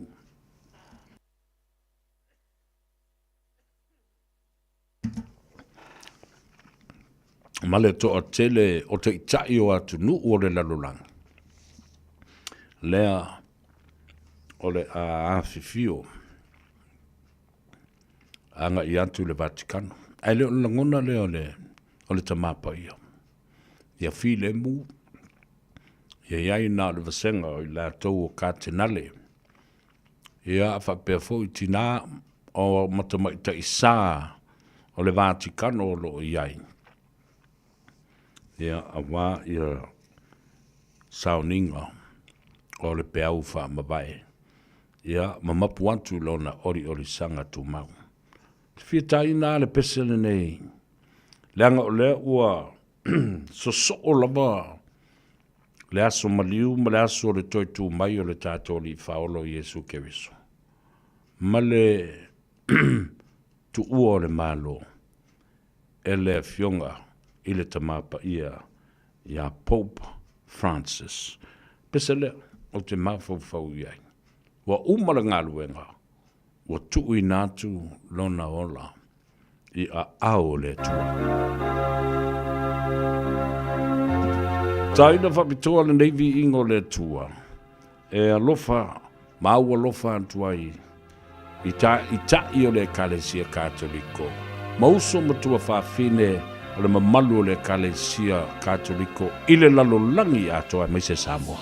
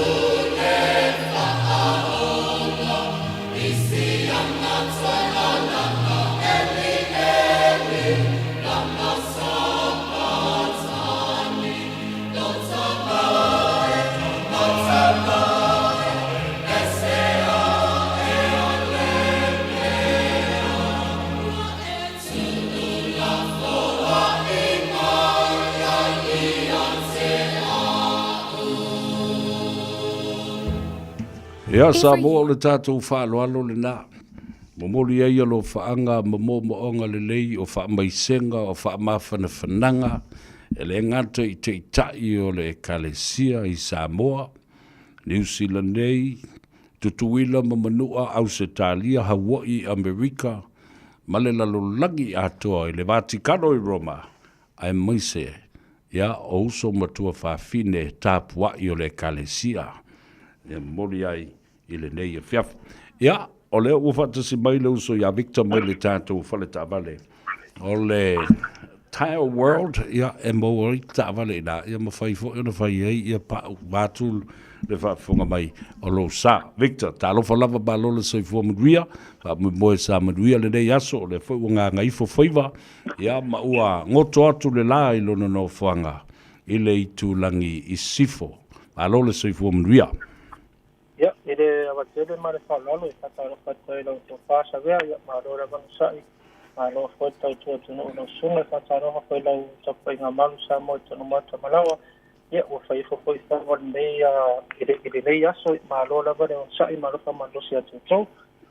Ia, malo fo leo na sai male ngā pātia I ngā ruenga sa whengai linde yaso. Ia, a mai o se tali poti o lal tūlanga o iai ia le tātou company, ia me se fōi ele ngata o le Tire World, ia mana tuol nā fōi e mawai mata vale taungo fie mwhai o na fesosoni e tuai le tātou o tunu upea whai o sua se ta vale e wha tua ina ma wha moe ina mole amatango le tau sanga. Ia, sa ole oia, sa vea whaktaila wa mula matau no, ia mata tui tato pampesini ma le tua, e sulua senere te seta pe utirau sa ia matou nei mkai au, sulua senere te sea, ia mantua iwa tasi wa tala whafitu, ka ko iso le tala fitu iwa sene ma le tolo airport ka teksi a por airport, ia skanto na tato whalolo e maua ia loa discount, sulua senere pe utirau ta avari matou. Tonga inga fono a kape, kape so a kape, e ukurau sa ngata ko elea, e kongkesi, LPG, iwa ki kalama tento wifio, lua so fitu ta la, e tongi a kape ngore angara kongkesi, e whainga swab, e sa kongkesi fau, umana wifio rati ia mātou, ia mana tuaro fuafa, e mese fotani mea tu kwenting kusa mansau nia, e rilo wala, e yaro lakia, e tono tato se iwa yaso, ka itasi, i si fai gata, silau ta la, utfatu molosa ia mātou safa man malo neve aso o li talo New Zealand ia ola whamonina man tātou wata mon leva yaso tātou wharisinia tātou tātusi tasiri matolu istama ki rou tasiri matolu istama ki rou a wapea ngā wa umatau sangare wa te are amata fo nei tau sangare i whelau full service ia pola wa tasiri se service ia pok malau ta avali ia o lea so malo lo tātou lea so ile Friday this week a wapea ngai fua fonta whangatau a inga ia a maru ta apre te siaki a leilawa tauna mautino le lei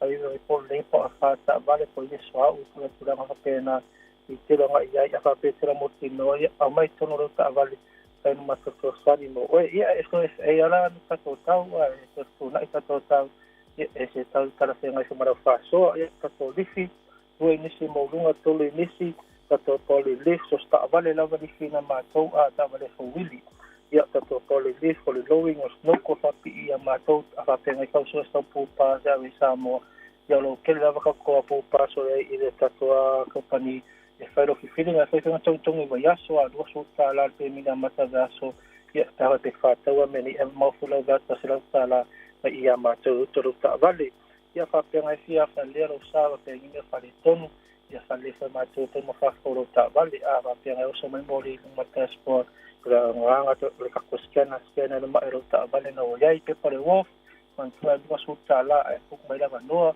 ia te wala au mai i tato ofisa pe te su mai fo i puk lava noa e whai pe pare wof i a mātou mo whai mata awari whātau a whapea i su ta awari tuai i tonta lia mātou tu i ia tola wa me te suma mo e palai lauta sanga o laulai sena ta vale tolu masinga ro pe semen a palai sau sa me a mātou lo mo te ko SUV cars o se tako small cars o tako van pero fi filinga a sa pengo silo wa sa miro lo mo sau ta vale e se kau ia lo manao ia ka vale uman teu tu fa ma na ia mo ko ka fa o fo ko se ki na ko a pe tro manao wa se ki na ko se ko se me se me ke fa pi ia i lunga lo ta vale a pe ko se fo wili lo mo se fo winta hai las man di sen umana lifi uma foi na fa pi de snoko umana fa pi e pa wa dua suru mo sa se fero filinga ta vale ko ta fo wili ile ka to fa ta vale mo la vala ke aspect tal mo oi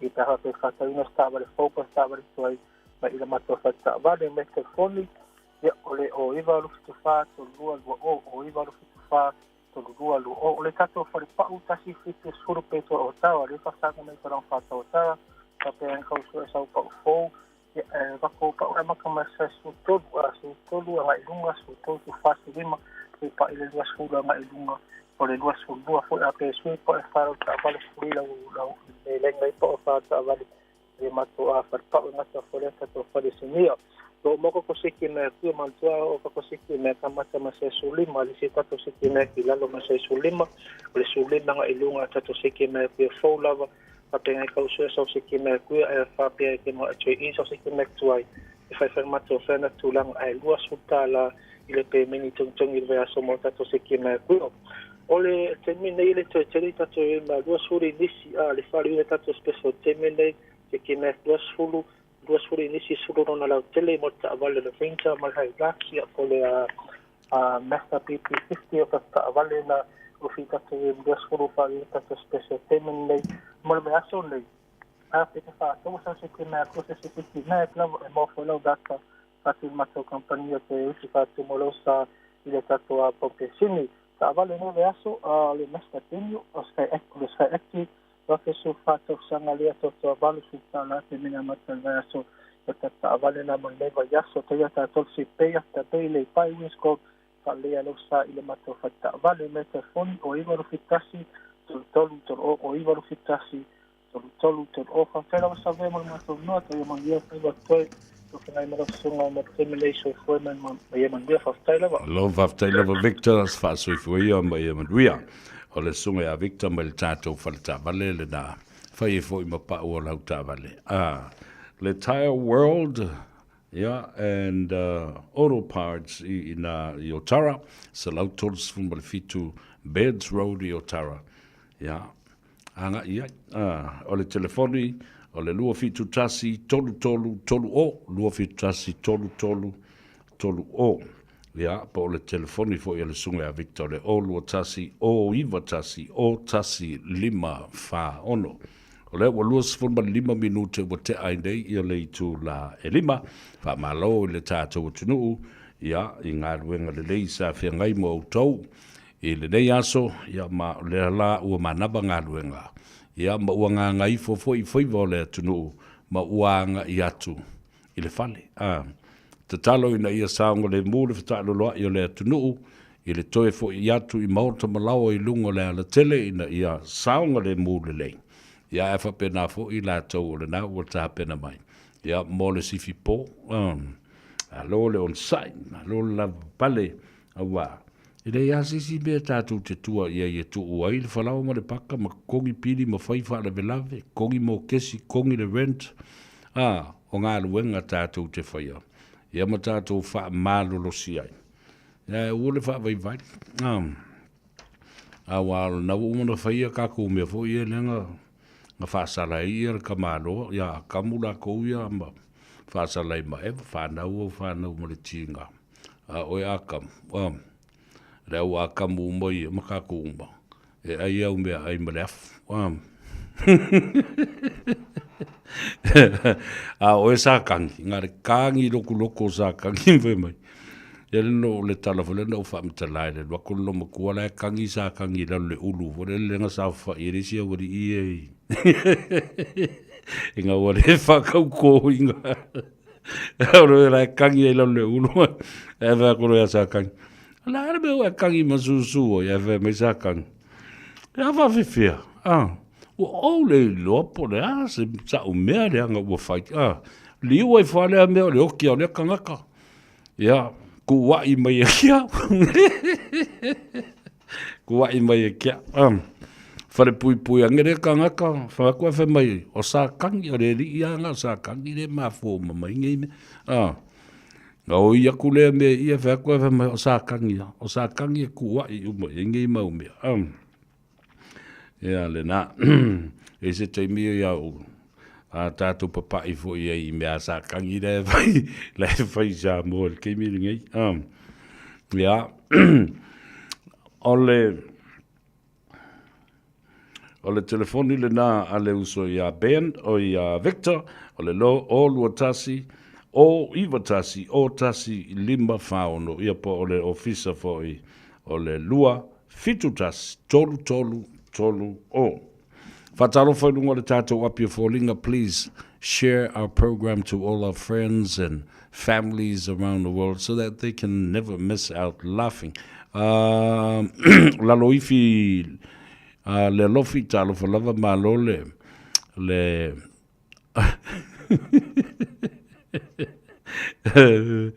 ngai pula ia fa mai ia o sa kangi pongi sa kiri le lalolang e fa le upoi fo ia Yesu ai fa ko ile ai ia le nala a fo le no fam tala ile so ananafi ne ma kwa i ka sa kangi ia Yesu ina ua saula na malanga whātupu ma te e mai lungo le asini. Tau nu uantu I whai tuto o Yerusalema. A ua tumu malau pae le to o tele o tangata.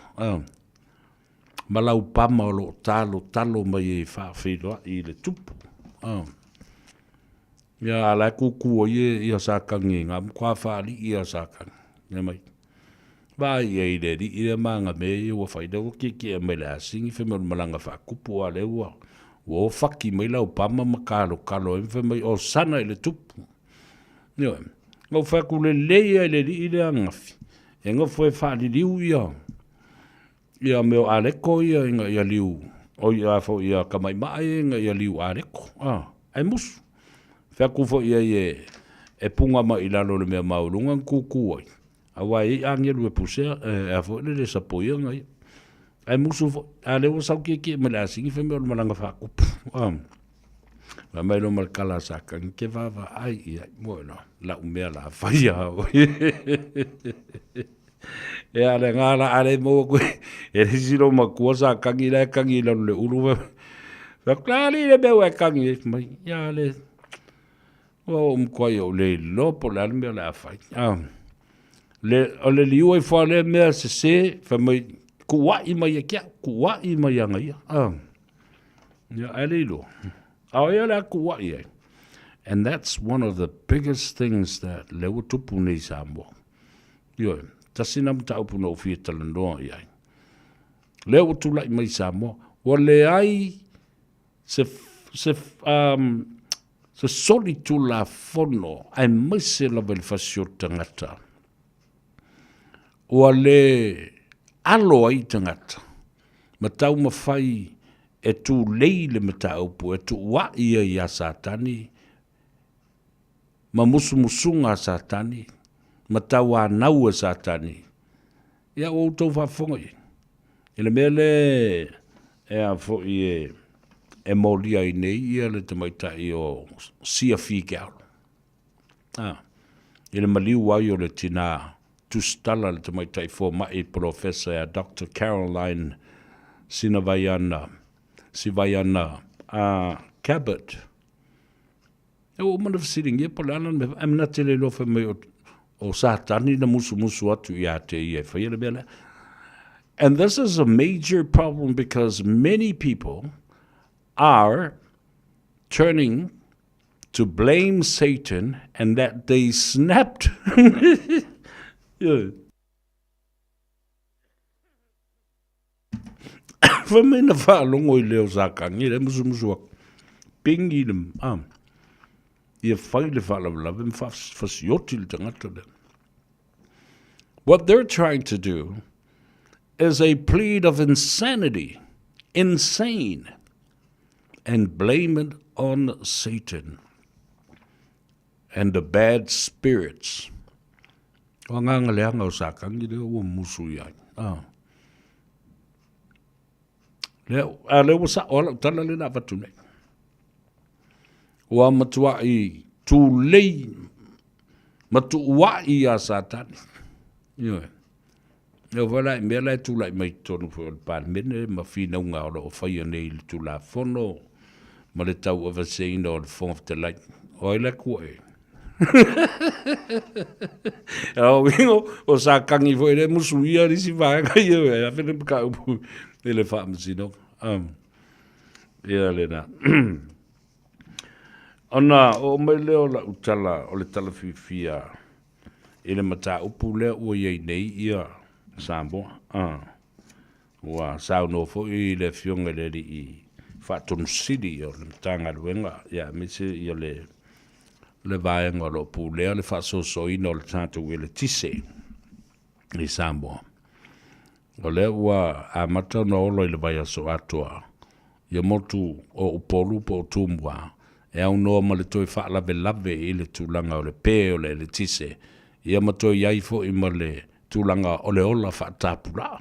Lona winga wa ola wha sola toa. Atu le wha malo ma le wha whatai I le uso le fionga a whaumui. Ia se to I moana. Ia, o se tasi wa I uso na mātou ola wha tas I te tonu o vai ala uta. Ma mota. Ia, e ma futa le lei. Wale nei fo I tamari. Ia ma o lea lau o saunoa. Lea ua whaata oto le me ta o le 10-year master plan. Le whaata whaalonga tuale, ia ua whai mese me whapea. Pe o le pepa na o avatua. O le advisory policy paper.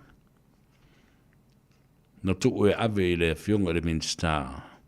Fatuai ia ma manu ai so na titi ni vaenga e tatau na ave e le whato whala inga ina ia toi whale lei ai a tiri ia le sapalaio ma I ola pea le tise ma wha au pea e au noa manisi wha whita uli e tula I mai I le lumanai o mea nei wa lewa na tatau na iai e tatau ona iai ia se fourth wanga walu mamao maintenance, a master plan of how to maintain these electric motors and generators. Yeah, o lale te me mawhai ona toi asi, tau na asi every 6 months. Ma mauti noa I ele o kau ai ele au whai ngāruenga I le lo, ia mea fo, ia mea whai ngāruenga, ma kau ai kongo mele I pistons, ma le afi o le generator. Ma le mafua o le economy skafa mai. E tau na whaise suenga mas commission of inquiry, o lo masalomia ai eika ngaka ia, deliberately, there are people that are deliberately dismantling and also tau ma whai e whaaleanga whia. Whia male mauti noa. O le a iai ia whaalawe lawe e tula I mai. Lea lei o na masal salo iai le fionga de minister ia Honorable Olo. Fiti vai. Ia whaftai o lewa tu ua le nā whautuanga na watu. Tatia le nā Commission of Inquiry. So ia le fetus tu silima I matautu ua I polo ai whai le ngā luenga e tau na whai ina I ola le pao. E le ola I le pao e le tau wala au tu fo tu le epala tau I lau fionga na minister e te malolo. E ola I le kise e lo malolo. E le ola I le kise. Koe wakfoi sisi mingiska e whale tonu fo ilo na. Lona nga waa na te le malmalama I me I ua tula I mai. Lesi lama ta upu e ta ua tele le mele a pe a whaafonga mai ai o le uso e a whaumui, le pura sidi, o le matanga aluanga le APC. E o olo lawa le taimi o le ua ausia meka wati e whao ngā ina le sapalai o le tise mo upolu atoa. Tau lona whaatino se vaenga. E teu iai le excess electricity that is not being used at the moment for later days. Ia for rainy days. Ia maaso e leanga ai mamotu le tise. A storage system for the unused or the excess electricity power and megawatts in order to be used later. Tau na iai la le system na e whaaputu iai ma tau fiofia I nā isi extra megawatts and extra excess electricity supply. Mole lumana e ta ua tele le mea lena. Nai olo iai a toa I tono le pepa. Ta ua whaftai o nā ua. Ua minoi ma whiala mai ma tilo tilo I mea tau na whai. Nai lo le tau tu wa I solo ma tusi lima solo. Ai le whaia le mea tau na whai. Ta tia ia le tulanga o manatu whaasau na ia ausia. You know, to reach your aspirations and your political gain and benefits. Le tau le leo o tau I ngā ruenga. Whai le mea te tau na whai. I le teimi le nei wa mana o mi ai. It is crucial. It is crucial for the country to have access to electricity.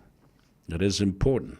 I re ngata fo I o tātou. Tangata umara whai pisinisi, ma tangata teito tasi ma ainga. Ai maise o ngā ruenga le malo. o matanga luenga le malo ma pisinisi tumba oti, ai maise Easy Services a wā le soifua maloloina ma le whalemai o tau tonga ma tonga fitinga e wha ngaile e le tise ina i ola masini. Ola mea whainga luenga e wha atino ai tau tonga ma tonga fitinga. Tā ua tele le mea nā i le whaafonga mai. Le si vaenga leo o whalongolongo tune i ai. Ia au te loa e whaiasi umi o se taimi. On to e fo ila ia le fa le ia le tulanga, because flooding continues in Samoa at this point. Fa wau pe o to uluti munga ele mai loa, the unpredictability of the weather. E ta umai la ai so mai o me o longa le mea. E fa le ngai nei le tele fo yo wala ia me se fo I o me o awala lau papa mau la lalo fo lea. E whaso tai ai no o mawhiu anga awa a tupuni mea whape na ele inisi awala sopo. Ele a o onga ta maiti. Ia le laki o lae tu uaonga. Ele e whai ngā ruenga I tangata. Ele ai se so tanga ina ia whauau le tautua alona winga. O mea lai kukurunga o koufangua o mea ngai ai a mo ingi pua amangi mo inga whai. A wai le mwhai ona toi sopo ia mai le isi tu o iei whale o loa ma maketi ma mea whapena. Tauna whai a wala. Whaale leia ala so ta inga ma whe malanga inga ma whe la ua inga e lunga le lau ele ele. Le ua mawai atu. Wa mata o na apalai tangata ma watu o la tu tāru sanga e le ofisa tu tonu o whaalawe lawe whaafuasei, whaale nātura. Ina ia toi tutongi mai se tupe. E whaale li ai le tele o masini ma mea whainga ruenga. O pusa aisa, o air condition, o ili, o isi mea uma e ola le le tise a inga matangata teitotas. Fatasi e fo'i, ma pisi nisi, tūma oti, atangata lava la tauia.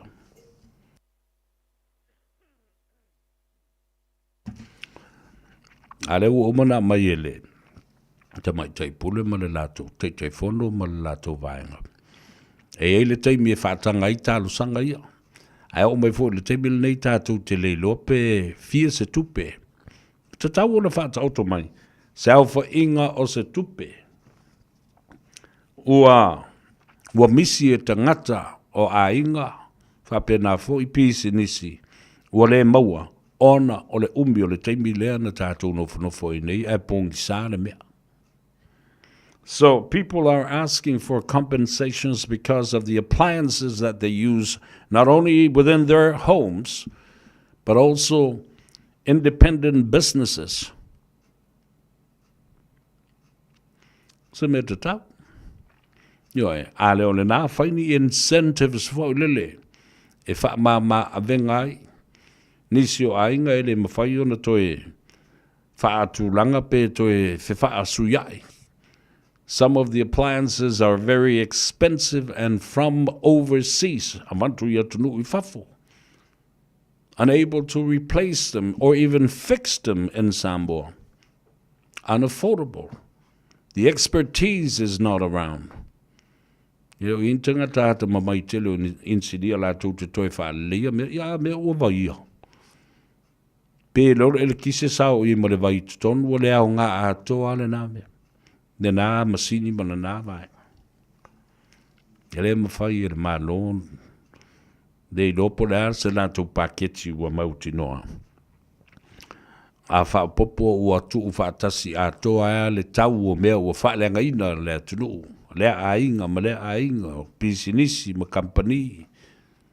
Ia wā o mea ia le malo. Ia o mea nai tau na toi whai ele malo. Ai le o le tala fo le tu la fwa I le mea le masani na whai. Ta te whaalongo la vai ei fe mai o I kia. I le paketi le malo, o masini le malo, o mea whainga le malo, o tupe le malo, o i ke i, o mea le malo, o mea whaitele le malo. Si wawa ai le mi ngau, ma le ma fofo tangata. O mea ai, o mea le malo, nai maua mai i afu o tangata whainga luenga, ma le au whaisa whanga, ma le au tutongi la funga. Tu i ko ke a mi o wha vea wha pena, yeah. Peila whai atu le teimu e nā posona. It has been noted that this is one of a problem that is that the courts have to deal with it. A plea of insanity and unfit to stand trial in Samoa, blaming the devil as the advocate in a lot of murder cases. Tua ia satani le tele o la fasio tangata le. Tua ia satani ya leilo. Ya. La fiango fola au fasaino. O le aisa mal cocaine mal methamphetamine. O le ava malusi e fa pena fo I ma le tulanga o ai ia se sao fa afi o le marijuana la towi. Fola au fasaina ma la au fasaina. Ia lena. Maua e loa le mea ngā le kangi loku maua ko le finge ia. Ia sa kangi le kangi me le ulu vo le na sa fa ia uri ia le ngā lula ko soro ke inga o le fa kauko inga la ko le lua fe los fumakasi. E ngā kong wale kangi luku I sa kangi. Le whanku wa ia sa kangi ngā ringa le fa kauko inga la ko.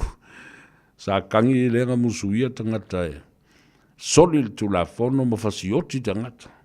A plea of insanity and unable and unfit to stand trial. What an arrogant behavior that is. I rewa pe e te le lore tu la fono ona e tu I aere ma e sao mai e le mea lena. Pulewa ngai roa kangaka la sau kuspa iau ke fasio kangaka.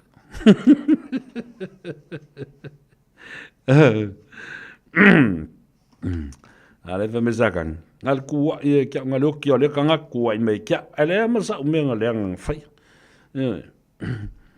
Le fos kanka ngoki a kia. Wewa e de ulo sakan. Ja, ta ule na. O u whalongolongo atu. Ai leanga le tala e ese le mātango fie. O se tala mālie e peo le tala I le tamaita I o tala leo malie. Ina o suilo na ingo. O leo ua ngai ia le whaala puputonga. O le to manga mo le pupua ngatia. O e maftia ma e pupua ngatia po le Samoa Victim Support Group. Ua nga waa lātou te whinau ma apalai. I le wha longa siri o na māua lunga I le lalolangi. I le wha tupuina o le while mū. Ma le feso soani I tangata ma fatia ma le pupua ngatia. E pe ona whaia le Samoa Victim Support Group po le tō manga mo I lātou. O lo o suru whai atu. Ono o pupua ngā. E ma whai ei ona lātou apalai. Petu I lātou po I se lātou tāru sanga ina iamana I ai le lātou service ma le au unanga I a Samoa. E ngata I whanau sa waina. E o lava I tina mata mai tai. E le filifilia o se whalaputonga po o se tangata na te manu malo e le whaelonga le ta o le Nobel Prize. Ia po le Nobel Peace Prize. Whaelonga le na la walunga le lalulang. E tasi le miliona ta la Amerika. Ia le whaelonga tupe pe a whai. Ia maua le tangata ia le. Po o se whalaputonga ia le manu malo. Ta fe se tala whaasalopito o le nā fwoi whai longa pēr te ua manu malo ai ia le Samoa Victim Support pa o le to manga o hoe pua ngātia. E le whangasolonga leo lo sa ili e nei po o ai se tasi e ave i ai le whaatuatuanga. O le whaalaputputonga lātou te whaamasinoina ngā luenga le lei ia ma le tautua anisi whapea fōi ia ni tangata taito tasi ia po se whaalaputputonga fōi o ni tangata. Ia na utitilu la ia lea. O le Nobel Peace Prize le ua anga waa i nei ia le Samoa Victim Support e tu inatu le lātou tālusanga i tonu.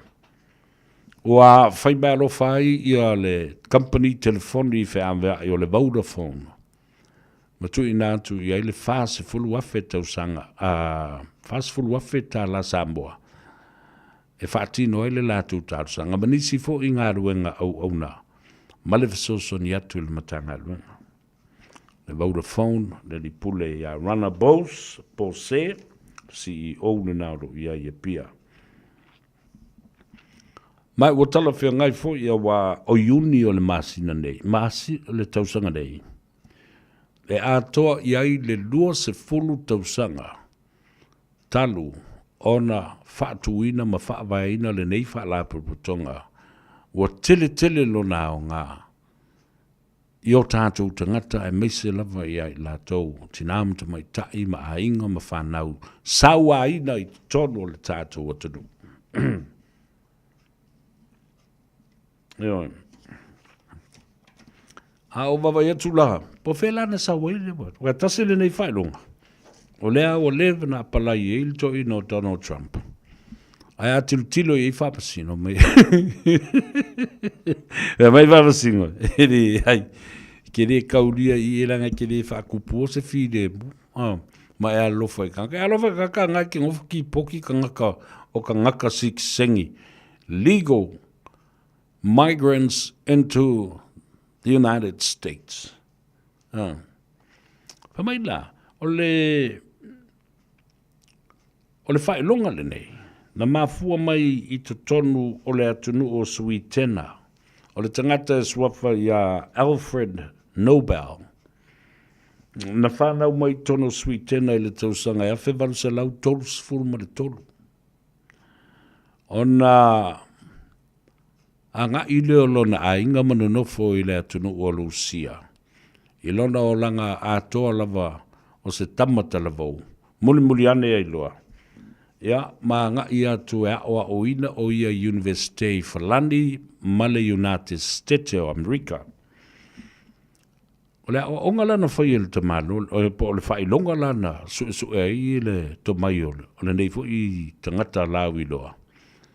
O le whai longa lea, o le tustala, literature, o whai longa wha sayanisi, le tamai wha sayanisi, o le tomai i le vaenga o le physics ma le chemistry. Vaenga wha scientisi mai. O le tangata la le deina mua lava whaiala na su enga e meo chemicals, meo vaila au fōi lea. Ma ia tuu whaatasia, ian meo ni mixes fo ia o lea vaila au ma lea vaila au. Na mafua ai o na maua loa le tama i pomu fo le wha ingoa i tātou i aso ia o le meo le whanga ia.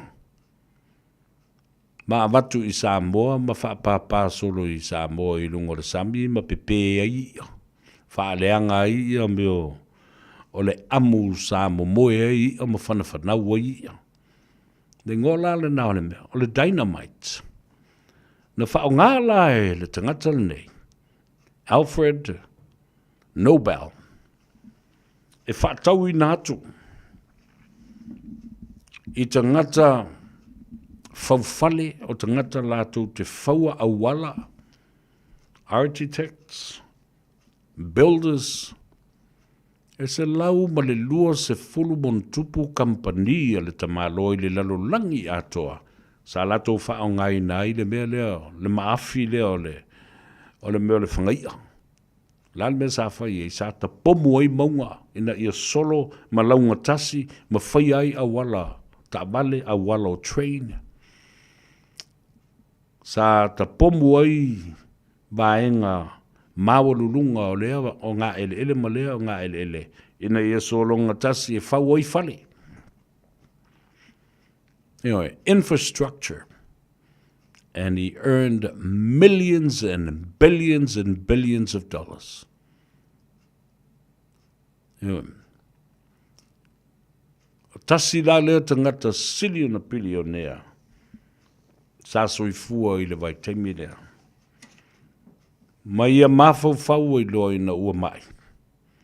Po feo lea whaalu ma ia da tupe nei. Ia le mela na tupu.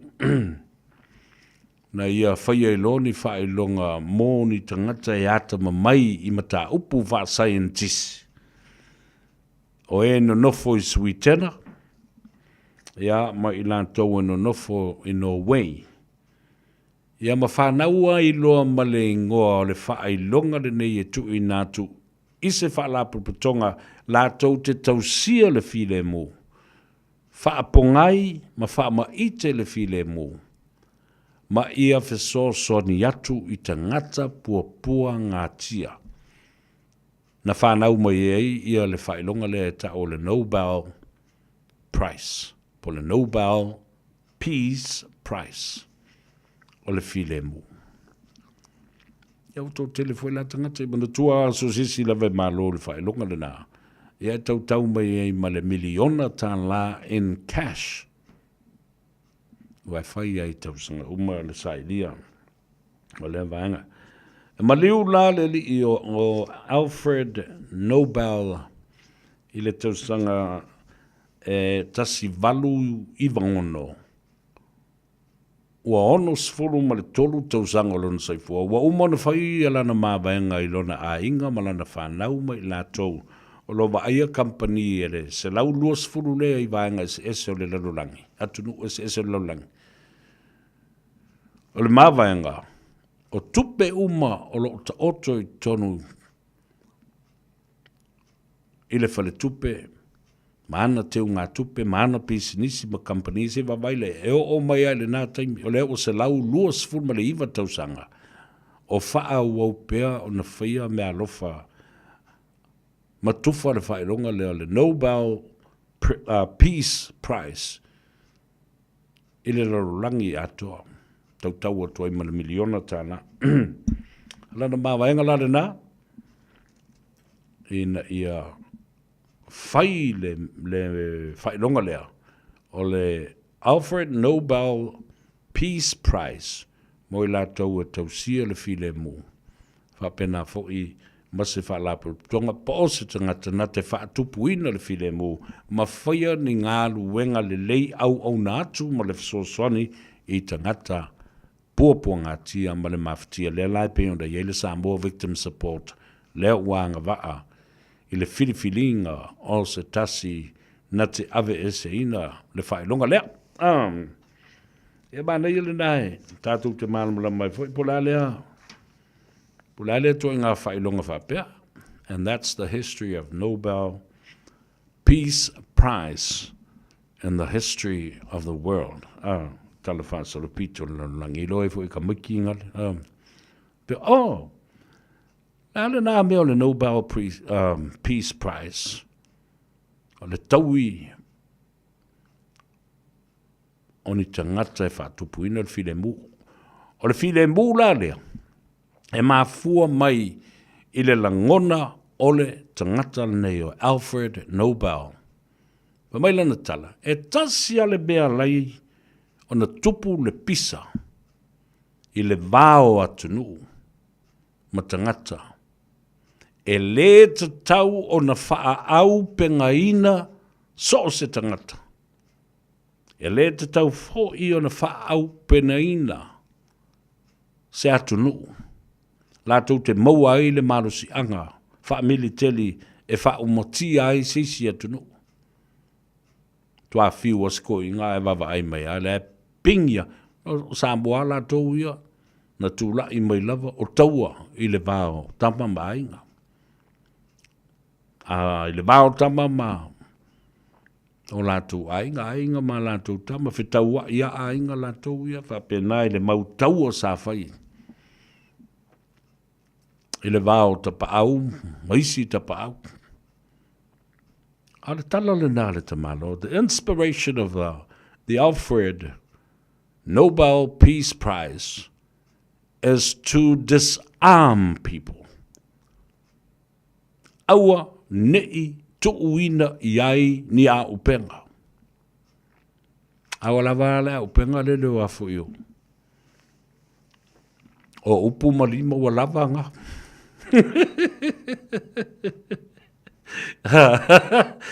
Wole nga awa amu au lima. E la kuri sa ungoa iu fori nga. Wa lava le nga o lima. Awa lava. Langa le welo le tamaloa. Le malo si anga o le pomu lena na whaia. Le dynamite. Na te iloa. Na le leila lena so sofai au vai maunga. Ma le ele, ma fale te tele, ma mea whapena ina ia whaia ngā ruenga au nātu i tangata lau tele. Tasi ale teibi na tupu waile mea le nā. Le whaingoa ina nei le Armistice Day. Na tupu i le aso sfuru ma le tasi. O le māsina lona sfuru ma le tasi. I le tausanga e awhi iwa se lau sfuru ma le tasi. That Armistice Day is recorded in history as the first time in mankind's history of war. Taimi mua na. Na taunu ua le upu o le to ina lea. Awa nei wha o penga ina tangata. Ia ele te ita le tonu ia ia. Ia Amerika mana tua le Second Amendment. Vaenga lona lua o le wha vai o Amerika. Ia wha o penga ina. Leanga o tātou na maua le tātou sa o le tonga. Ile a upenga. Ma o le ala fo le na. E wheo i eita ngata ma upenga. Ai o le aso sfulma le tasi o November. O le masina lon sfulma le tasi o le tausanga. I le tausanga e awhi iwa se lau sfulma le tasi. So it was the 11th day of the 11th month in 1911 a ngā pā le taua o le tau maluru. The Cold War in Europe, the United States, Germany, Ireland, Great Britain. Na tupu ele mea le na. Na te ia me o fita fo ia mana tua eli ia me o le pū vo le mao. La lafi e nā mamomoia e nā bungalows. Whaalongo tu wa pese leisi fita. Whaalongo tu wa harmonize mai e leisi fita e leisi tu o le pepese aku ia me o fita fo ia le tau mai si fita. A le pese na pepese o mai lava. Ma tutu lai mai tonu o lato wana i o lo la lafi ai. Ma fatu tu o lato fanga. Ta atitia lato pomu. Ai sava vali atu ilisi tu me olo i eile fili. Siamani Amerika, Peletania. Teibi mua le nai le tala wha solo pito le lalolangi le nei. Ma taua sa tupu mai ai. Na wha ta titia o mai a upenga. Ma i mau pe ana wha pēnā. Le mea lai tupu le tātou parliament. Ma le tātou watanu pele Samoa. The Armistice Day. Tā titia o matou a upenga. Tā titia au tau upu leanga. Tā titia au tau whauwhaunga leanga. Tā titia uma au tau mawhauwhaunga leanga. O au penga nā. Disarm yourselves and leave all your weapons on the ground. Tātou pe pese, le pese tasi, tātou mai fa tasi. Mea nana tupu. Asos fulu tasi ni nā. Na o mai umai leo fita fita o lea sa fitau wai ma tawhanga e isi fika. Fasioki e isi fika. O mai fafo ma o lātou wana. O fusi ma whaatalofa. Ma whatu wha i e lātou whangupia ma lātou whisky. Ma whangu malolosi ma inu whatasi ai. Tā loros fululua le pō. Koe ka apelo, koe ulo ma lako whanga. O le tae ao le asos ful ma le lua o le masino nove. Ma koe ngā pālo markau. Ie toi koe kiri iska ngaka. Kiri e isi fika e kako pese ngei ama kako lulu lima mfusi kako wingu whakasi. So you see the behavior of humankind and mindset. O me whai le tangata. Mana o le tangata e tauwhi le taua tō le mea le nei. Aua nei toi masa le toto e tō ura. Aia, kua i fwila i a sa kangi. Kua i fwila sa kangi. But you see, the common sense of this is the arrogant human behavior that is dismantling the peace. Whaleanga, ta lepe le file mu. Ana mana na o yei tangata. Tasia le aso lena. Whatino i le mea le na. The Armistice Day, the day that the whole world disarmed themselves and came together. Fusi maupopo, ile tala whasolopito, o mea nei o taua laulangi, ile taua mua laulangi. A Faiva sa laus fulmaretasi. Le masinas fulmaretasi a Novema. Ilo na aso se fulmaretasi o le masina. Tango la oe te nofo mai mafofau iai. O fili, they were the enemies. They were attacking each other, killing each other. Alana minutu. No mai whaatasi le teimi e tasi. Whaafile e mu, enga koe o whaila, eka koe mai lopo munu mana mea. Le alala le nā lai ana maa fua lo le taua lo na lua le lalolangi. Umatu le taua ra, mua. Ele maua se file e mu. Whai loma le taua lo na lua. Na tūlai mai e lo i nā le League of Nations pa o le mā lo au whaatasi. Ina ua whono te tai o atu nuu mālolo si uma e whai o lātou fita. Ma lātou vai ngā au. O le tali lea. Ina ia tātou whausia loa le mālo au whatasi. The United Nations to protect each other from each other and any other new wars that will arise. Ai le mawhaia. Ai le mawhaila. Mo lewa whaina whata oto i tu la whono whaavao mālo o le tausinga o le file mu. O lo pui ai, e sā lesi atunu o nā lufua, o so whai lesi atunu, au tau se sila iai. Mo leise mālosi, o le United Nations, male mālo Amerika, awa a whai ngō Amerika, America is the international police of the world. E whaasala vei loa Amerika, umalo maltaua, alan me le whai. Wa levan te tau na whaasala vei Amerika. Ma ta ofi foi Amerika le toe tu i natu, mega billions of armed forces and sales to support Ukraine. Lea la o tātou whaatalitali nei, i le taualo na tolu o le laulangi. Awa wa le mawhai e tu la whono whaavao malo, e malo au whaatasi, o na tausi whea ngainga wa umona lātou o siusia, lea foi la i ei whea ngainga i e whai i te tonu o le Pasifika. Le fo iai ma le vaenga o le NATO, the Northern Alliance Agreement. Isi malo le taupulenga, ma isi malo o le Unia Europa, ma o la tau fo I fita.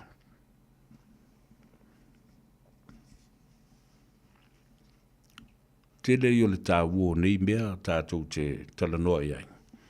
Awa, o le taimea ngā pāi taua ia, le fo I lāna o tau sisila I mena tupu ina wa ngā pā le taua o le awhi visalau, sifurma le tasi o le awhi visalau, sifurma le lima le taua mua laulangi, lea nā lai no atu Amerika, ma pule I tuila, ma manua. O atu pere tānia, tawala atu ia New Zealand, ma pule I atato. O atu pere tānia, ma lau matu intia mai intia, ma tu I fiti, na misa I fo intia la tu ia. O atu pere tānia, ma tatala atu ai ma le vai fale no atu ai seina le leiean taunu umuamua. Eo tu Faiva atu angas, taunu usiamani. Tasi le nā tu nu uao ngā tele ia Samoa. Ma lona ta mao ainga. Aia, le ai ma se whana na pā, pe tali mai si a mani le teimi le tau nu oi New Zealand. Nei se mea. Na ofi le mū si a mani. Ono lea, ua tangafa si a mani I ta maitai o le atunuu, ua maua o lātou suli, ma feoi, ma whanau, ma mautū mea le leia le atunuu. Wha mau popo si a mani, le anganu, wha mau popo si a mani, le tala whasoropito male ngangana. Wha mau popo si a mani, tala tustusia o le whaamsinonga. Le ngata le whaamsinonga whanua maswafa whaamsinonga, sori ngā tūlafonu. Mana ia, mana ele history 101 le whalongolongo. Mo sau mea awa. A tātou wo le malolonga. A se langa le ua misi a tātou talalanga e tāua te lea tātou talafoui vai whanua te tauna whaafonga iai.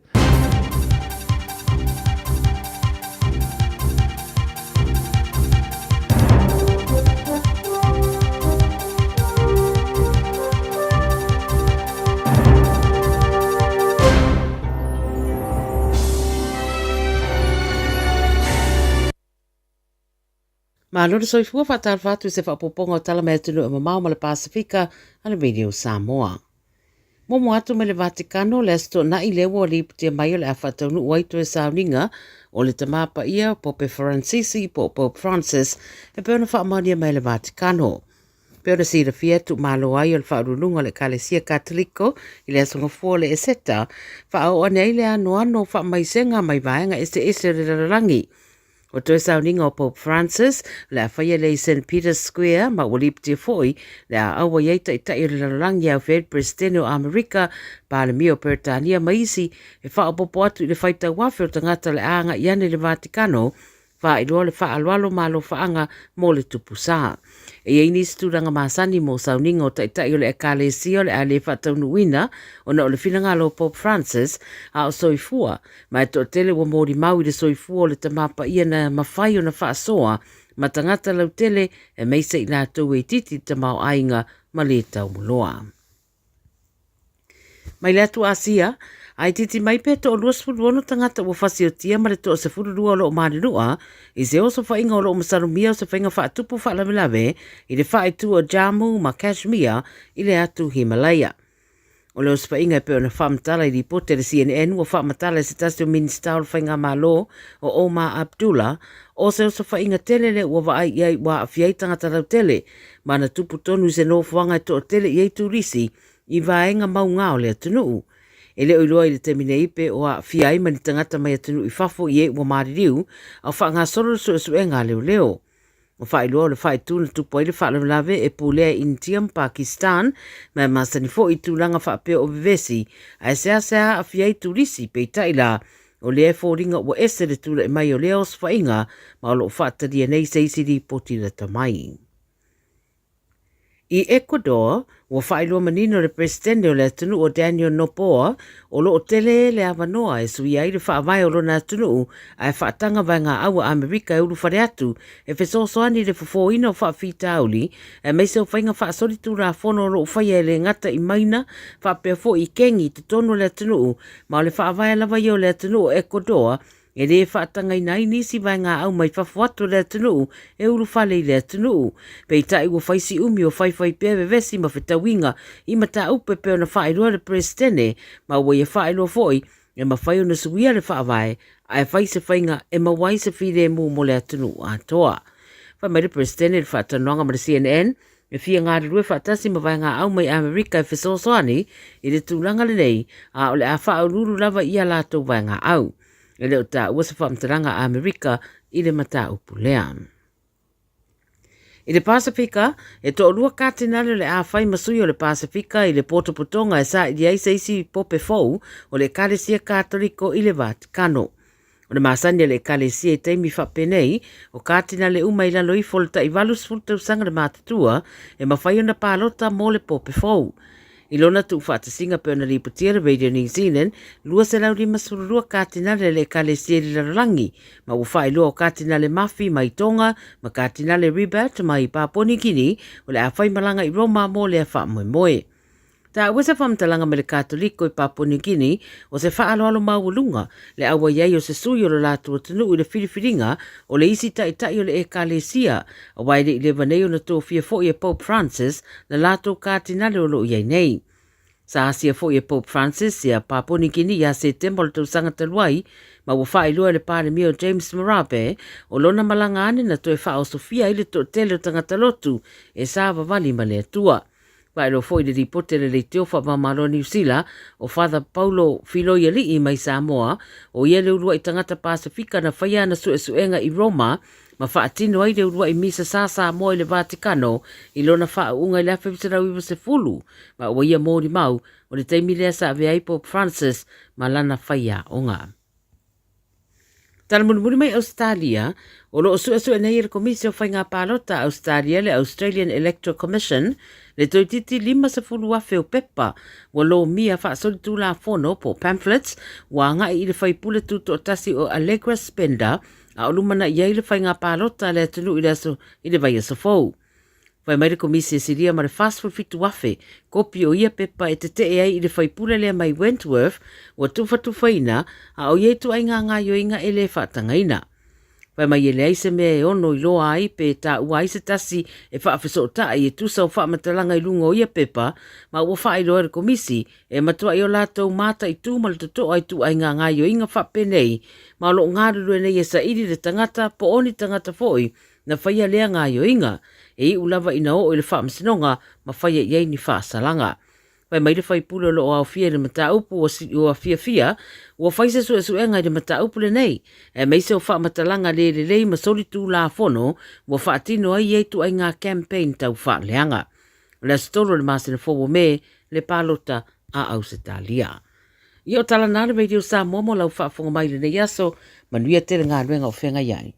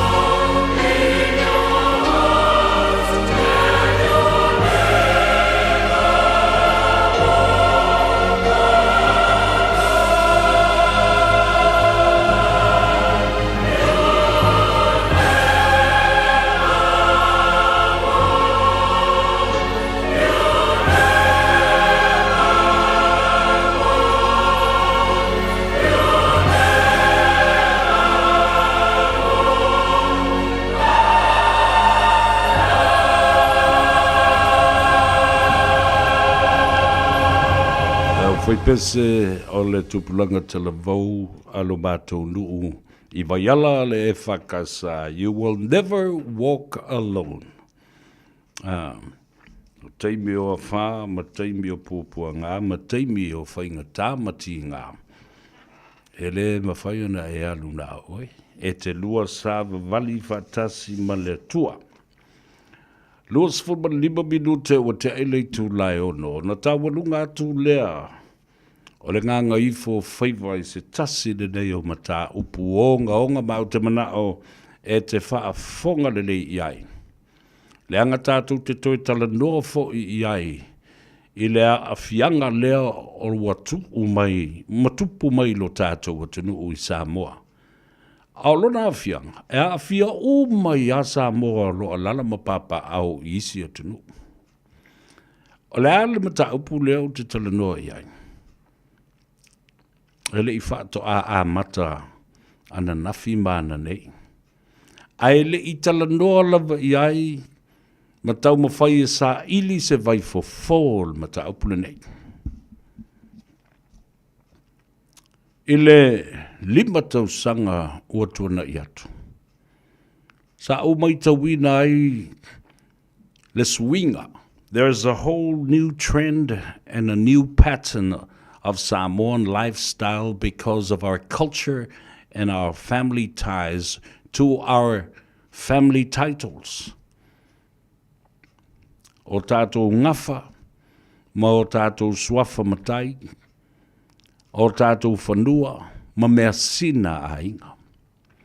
Le 5 leono tau sanga leo o tuana I atu nei. O mai tau wina ai le mata upu lea, a o lea la o tupu loa. O te tau o na tātou talandoa ma whaasoa I ai. A wai sa ili eile tō whā ma le whautanga. E tā pena I ai o tātou a inga I Samoa. O le mea lea na o le manatu lava o se a inga I Samoa o le a whaini matai. Talo loa ma le whono. A I la tau a I e wha ma I te mea. Manai nai matai, ma ave lo mal whaasa la launga.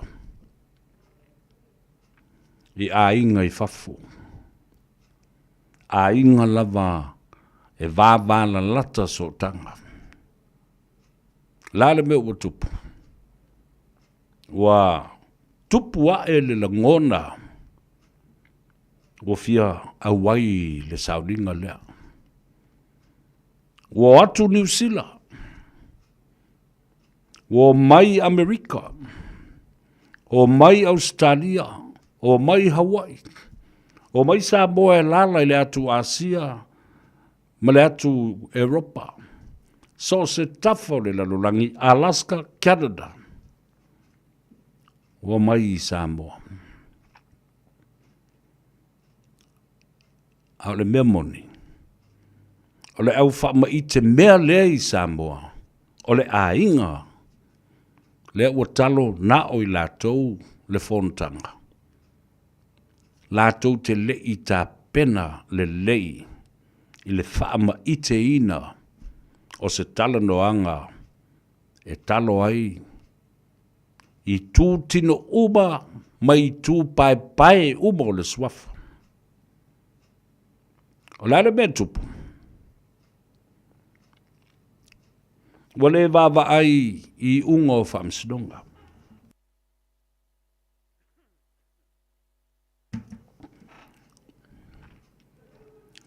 Ua whai mea I se vaenga wana o se putu no nofo ma ua le ma whai ai o na tatala le va ai le tō whā ma le whautanga isi tūtino oma. Nale unga lai mai le whamsinonga. Oile I tū pai pai talo a oile I tū pai pai talo le swaf. E le talo ina o le swaf. A oa le mea o ta oto I ai whamsinonga te tele o a inga te tele ia. E pa I swafa uma.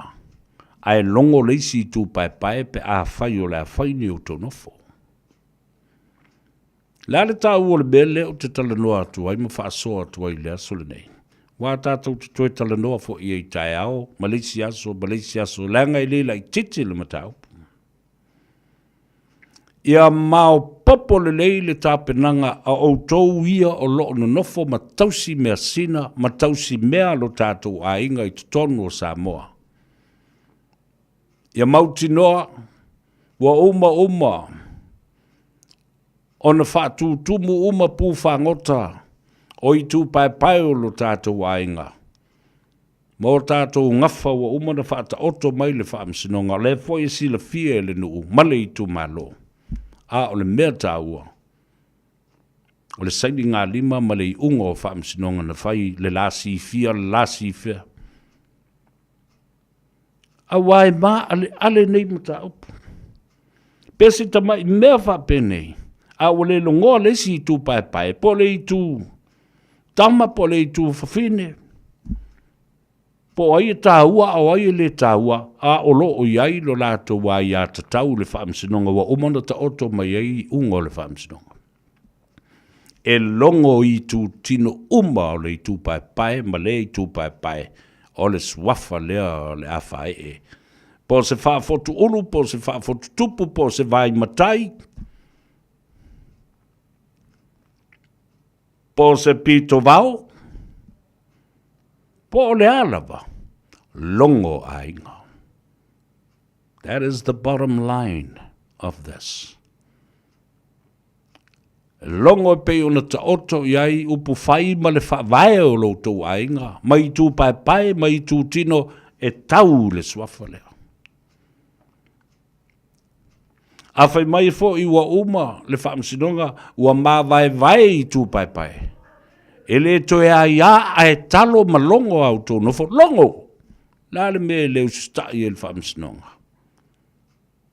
Longo. Ina ia, a whio mai ua mana ia. Ma whaaloa longia le unga le whaamsinonga.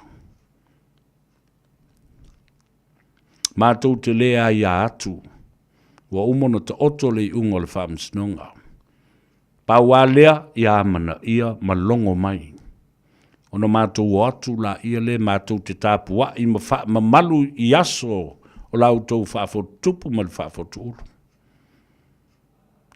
Awa ale whaia. Nau tau whaafonga la ia le iei Samoa. Leo o tala pipi atu le whaalawelave ma tā upu le nei. Leanga ua masaa I le toto. Ma le pelepe ai a inga. Fe fuli tua I ai nuu ma fioanga. Le toi whalo fani ai uso matua whawhine ma tangata moni o le tau songa e tau le swafa. Alale na o tau ia no nofo I Samoa. Ma o tau sila I aso uma whaipea ma wawa ai I mea sina lo tau ainga. Au o tau te alu tamala. Ia longo I tū tino ma ia mautinoa ua mao popo. Wa mai uma I tū pai ua whili tānganga.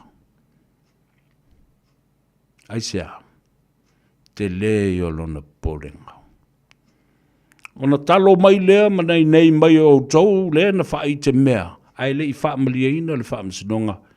I le mea te tau na ta oto I ai le wha vai o lo tau ainga. Ma so o se ainga. Ina ia mauti noa. E le to iai se I tū pai e sori tū. E le to iai se I tū pai e te.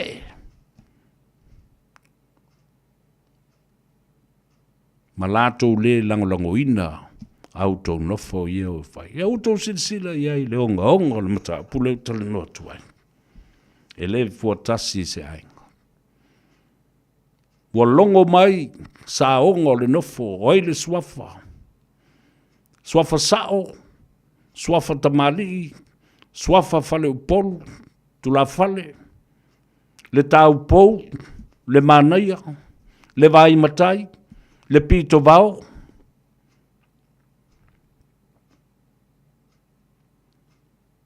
Tolu afe tala, ma le lua ie, 5 afe le sao, le suafa sao, suafa tamali, ma ie lua. Au tau sila ia i le mea o ia i Samoa, o le taunu unga lea o lana tautua. Malona manatu atu i New Zealand ma Australia, o mono tau whaatumu pu whangota uma matalo lo tātou ainga mai tū pai fia lo tātou ai. Ua sila fia le nu, ua tau nu le lisi. O ua whapia fo i nei loa i le lai tū pai ma le lai tū tino. O tātou nofo i ua whai, ma ua fina ngalo mali lie uma i ai. Ai ale mele tū lai mail te mile nei. O tau ia e nofo, i Samoa ma wha ma i te mea mau tau wa aia mea sina o tātou ainga mau tātou ainga ma ngawhai fia mai tū pai fia o lea nu ma lea fio anga ma lea swafa i le i whaia lau tau ngā luenga. Le i whaia ma wha tino ina lau tau ngā luenga i le maa e le ngā ma le wha maoni e te tau o na iai. Awani pe fe tu lai mai a o le talo ina nofo ma nai nofo ma whai saonga o nofo wha amalie lo tātou ai. Ina ia wha nofo file mu, ma tausi le file mu, ma ua maali lie uma iai o le mea lea o le atupu i le aso lea, ma le vai aso lea, ma le masina lea. Ia nau tau wha fonga le iai. Ua tau nuu ainga i Samoa. Ma le manatu, ua umana whailau tau ngā ruenga. Your due diligent process has been done. Your homework has been done. Na pau le mea leo le tātou whale, whai le tātou saonga, o le ale te leo le, o le matai malana saonga. E o atu ma le loto fia ma le loto ma li e le ai seisi e toe, ma salo, ma mate le mea le atupu le aso lea. Ai talo fai. Tasi ale i tu pai le i talo ina ma lea mana ia. E i mafuanga. Ai sea, e le leila u tau wā. Tau te le i manatu le i ungo le whaamsinonga wa umana whaata oto le tātou suafa. Peto tasi ale tangata. E whaase tuangalu nā te le lango ina le nofo nei. E tau fi uma e i mau a toa le taimi Samoa. Whafonga mai a inga ma te paau. Oi foi le tau talatasi. Mai whai mai o lana pule ai whaasa o le mele. E le eise mea whapena o toile. I le tunu ule nei. E pule whaasuli uma mea uma. Ala le nai tā na bua i tele ne mata upu lea o te tala noa atu ai. Tala noa feoi ma suli o ainga. Whaamarie ina suli o ainga. Ala le mele tupu. Le leila o tau tāpenanga o tau o e mai ma tausi o tātou ainga i Samoa. Ona o atu leo le lalolangi. Lua se lau nofo la au mai Amerika, New Zealand, Australia, Hawaii. Maisi vaengo le lalolangi. Lua se lau nofo. Tu fatasi. Fia le malo. Fia le tupe ma le seleni. Toi titi. Lata le afa miliona. Po le ova tu fo le 5 se lau wafe, po le 1 se lau wafe. Tingale te leo le natupe. Ai ale le leila o tau singa ma lau tau tāpenanga ina i e whaamlia ina uma i tū pai o le tātou ai ngama le suafa. E le eise mea o. Ioe. Le eise mea o. Ma i mau le taimi no atu oi tangata. Talo whai.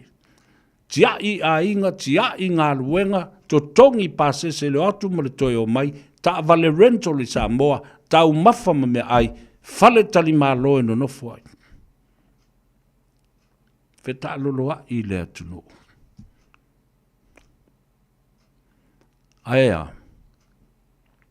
E o mai ma le loi mata malingi o soli tū le nu soli tū le si tū pai le I longoina.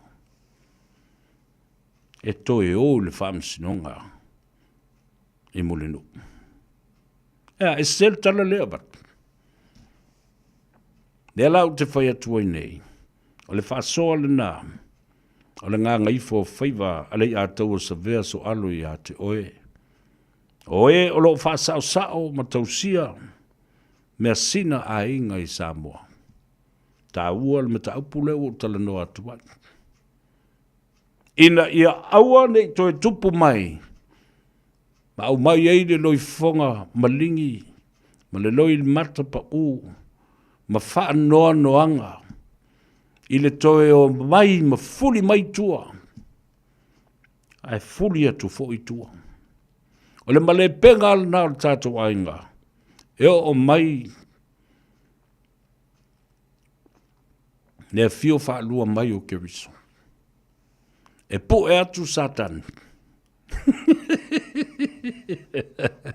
Ka kukere koe fo I se lelei. A o la ngona o tūpulanga tala vau ia na watu nei. A wā o le a watu tama matene tala vau. O atu ta mamti na mātua wa lewa na whaaunu ua ese ma Samoa. Motu malitaula. A o toi foi. E toi fia se ei iswafa tā ua o lato nuu ma a inga mai tu ma loma nuu ma fioanga. O nisi e tā pena atu I nei e whai e kalesia. Ua longo le tala le whai lautusi ma le pelestene ma le whai fi au o le amalanga pai ma la whai e whae e le swafa. Tau tupu ma le swafa, ta mali I ma le swafa whale o polo, le swafa tau pou ma le swafa manaya. Wanga le lei mai ai le kalesia a wā olona nuu lava le nā I nei New Zealand ma Australia. Wa fai mai whalolonga I ai. O mea lofa I ai ina ia manuia le nofo. Aisea, wa a mai ana fai le nofo ma fae. Le whaafotu ulu ma le whaafotu tupu. E tau nuu mai e tau avelo na swafa matai. E aloa ia ai te tonu o le whai ngā nuu o le kalesia. E sau foi, toi tā pena leo. I te tonu o le kalesia. Nāl me leo whai. Tā leo whai o le mata o māsiasi ma le māta ngā. Dale me o le atau I ai, le whaatalitali atu. O le whaife au ma le ekalesia. E sau ma le mātanga. A eo. Le whale ngā ruenga. Le mafutanga. Oi, a o tala fo I la o le a whailang o le atunu unei e matautia. O tala uma o le se lau 5 kilo kalama, e le 2 kilo kalama o le a whai. O le mamafa tū le na. O le ato maa ma le ato whaafafa ma le a monga. O tala o le a whai e tangata. Le se me ma whai o le tātou tāwhia.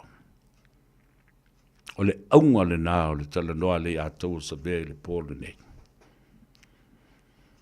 Ena ia tātou sa ili ai le vai fofo.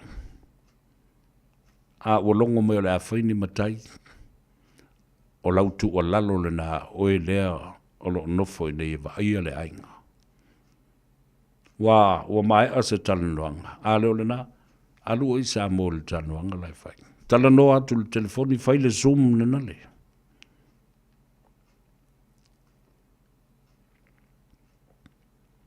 O le matua I mea wha mau tupe la.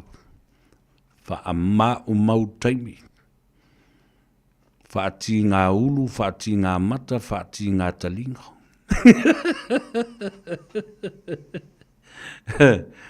E le au ngā ma le tā ua le mea ua tātou tala noa mau wha soa tu iai. E le uma. Le wha to a wha ta e a lunga la umata upu le pōle nei. Ai whai mata upu tau ave anga I atu le lumanai. Tai au se o lava I le astona I le tātou tā noa. o le tānoa awa e te maua ai le sao. Ioe. Ia matane i rau tau talanoa, mwhapea. Mana i le mea leo talanoa mai ai, ma lapatai mai le i atau sa bea. Ne i o atu po i le tātou a inga ma, ai o atu ea. O le mea lawa e tasi. Ia matua mauti noa ma mao popo. Le whainga tonu ma le tali tununga. Ua manino fo i ai le nuu. Ia maise o le pule nuu. Ma le whaatali mai ana i o tātou a inga ma e kale si e fia. Paolo e fia o le a si i mai. Ma lo. Fe ngā solo a i o le atunu e tau ngafa. Ia. O le mea matautia le nā. O lea ua toe sfulu ma le whambi nute o na tā leo le i tū la e fitu. O lea ute babai atu. O le sunga i a sau. Seu si u whanua. O le a sau i le pasimoe. Whaatali e le malanga le pasimoe. Ai whaafitai le atua. O lea ua. Ai a fo i le tātou. Whaasoa i le nei asu. Ja, ma ua. Se atu le la. I lona no whanga e maanguto i ai. Ma mapu i ai se i au lia le aswa tae au le whaatawhiti. O tiute ma Faiva alo filima o le atunu. Ai mole te minei. I anga le leile atua. I ai la tau o mai anga luenga. I a whapena fo i. Ia i lātou wanga i atu mole sifipo. I manuia o tau Faiva, ia whapena fo ia manuia tali ngā sua, o si ngā taulanga i lelei e fiafi. Mau i le vai, o mai i la ia lea momoe ma malolo. A afu le atua ala whai whadunga lelei lea sua tae au. Pa mangalo se leo le au au nei. Le ia tau o sa vea so alo sa yuli, pe se tā ma le langi, Al Harrington tūmanu vao la bea. A lofa tele mo oi, whiloa i le aso tae ao, le whaatawhiti, tu ua outou le pese le ia taua. Le usoe sa wia o na ua pau, o mea ua o maua. Le ua seu i whanua le whaatamaso ali inga. A lofa tele mo oi, soifua mai e manuia. Whaapeo na puniti o le la. Wawa o le langi, o le timu fo i e le muta. O fitilo na muenga, wa tofai, malo i mata. Fitilo fa i solo, wa le tau ai lona loto. Eu sou essa uia, o levai no lea e te tau mawhaina. Kopu mai le pauno, le whaamalu lea ua e la ina. Ia whaamali e ina, pau o se mea ua o mawaina. Whaalango mai, i lo utau au e te mapua.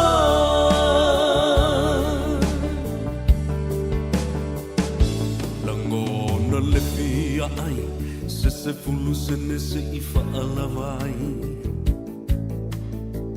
A o se ato whalu, pela vai o se papa mafu.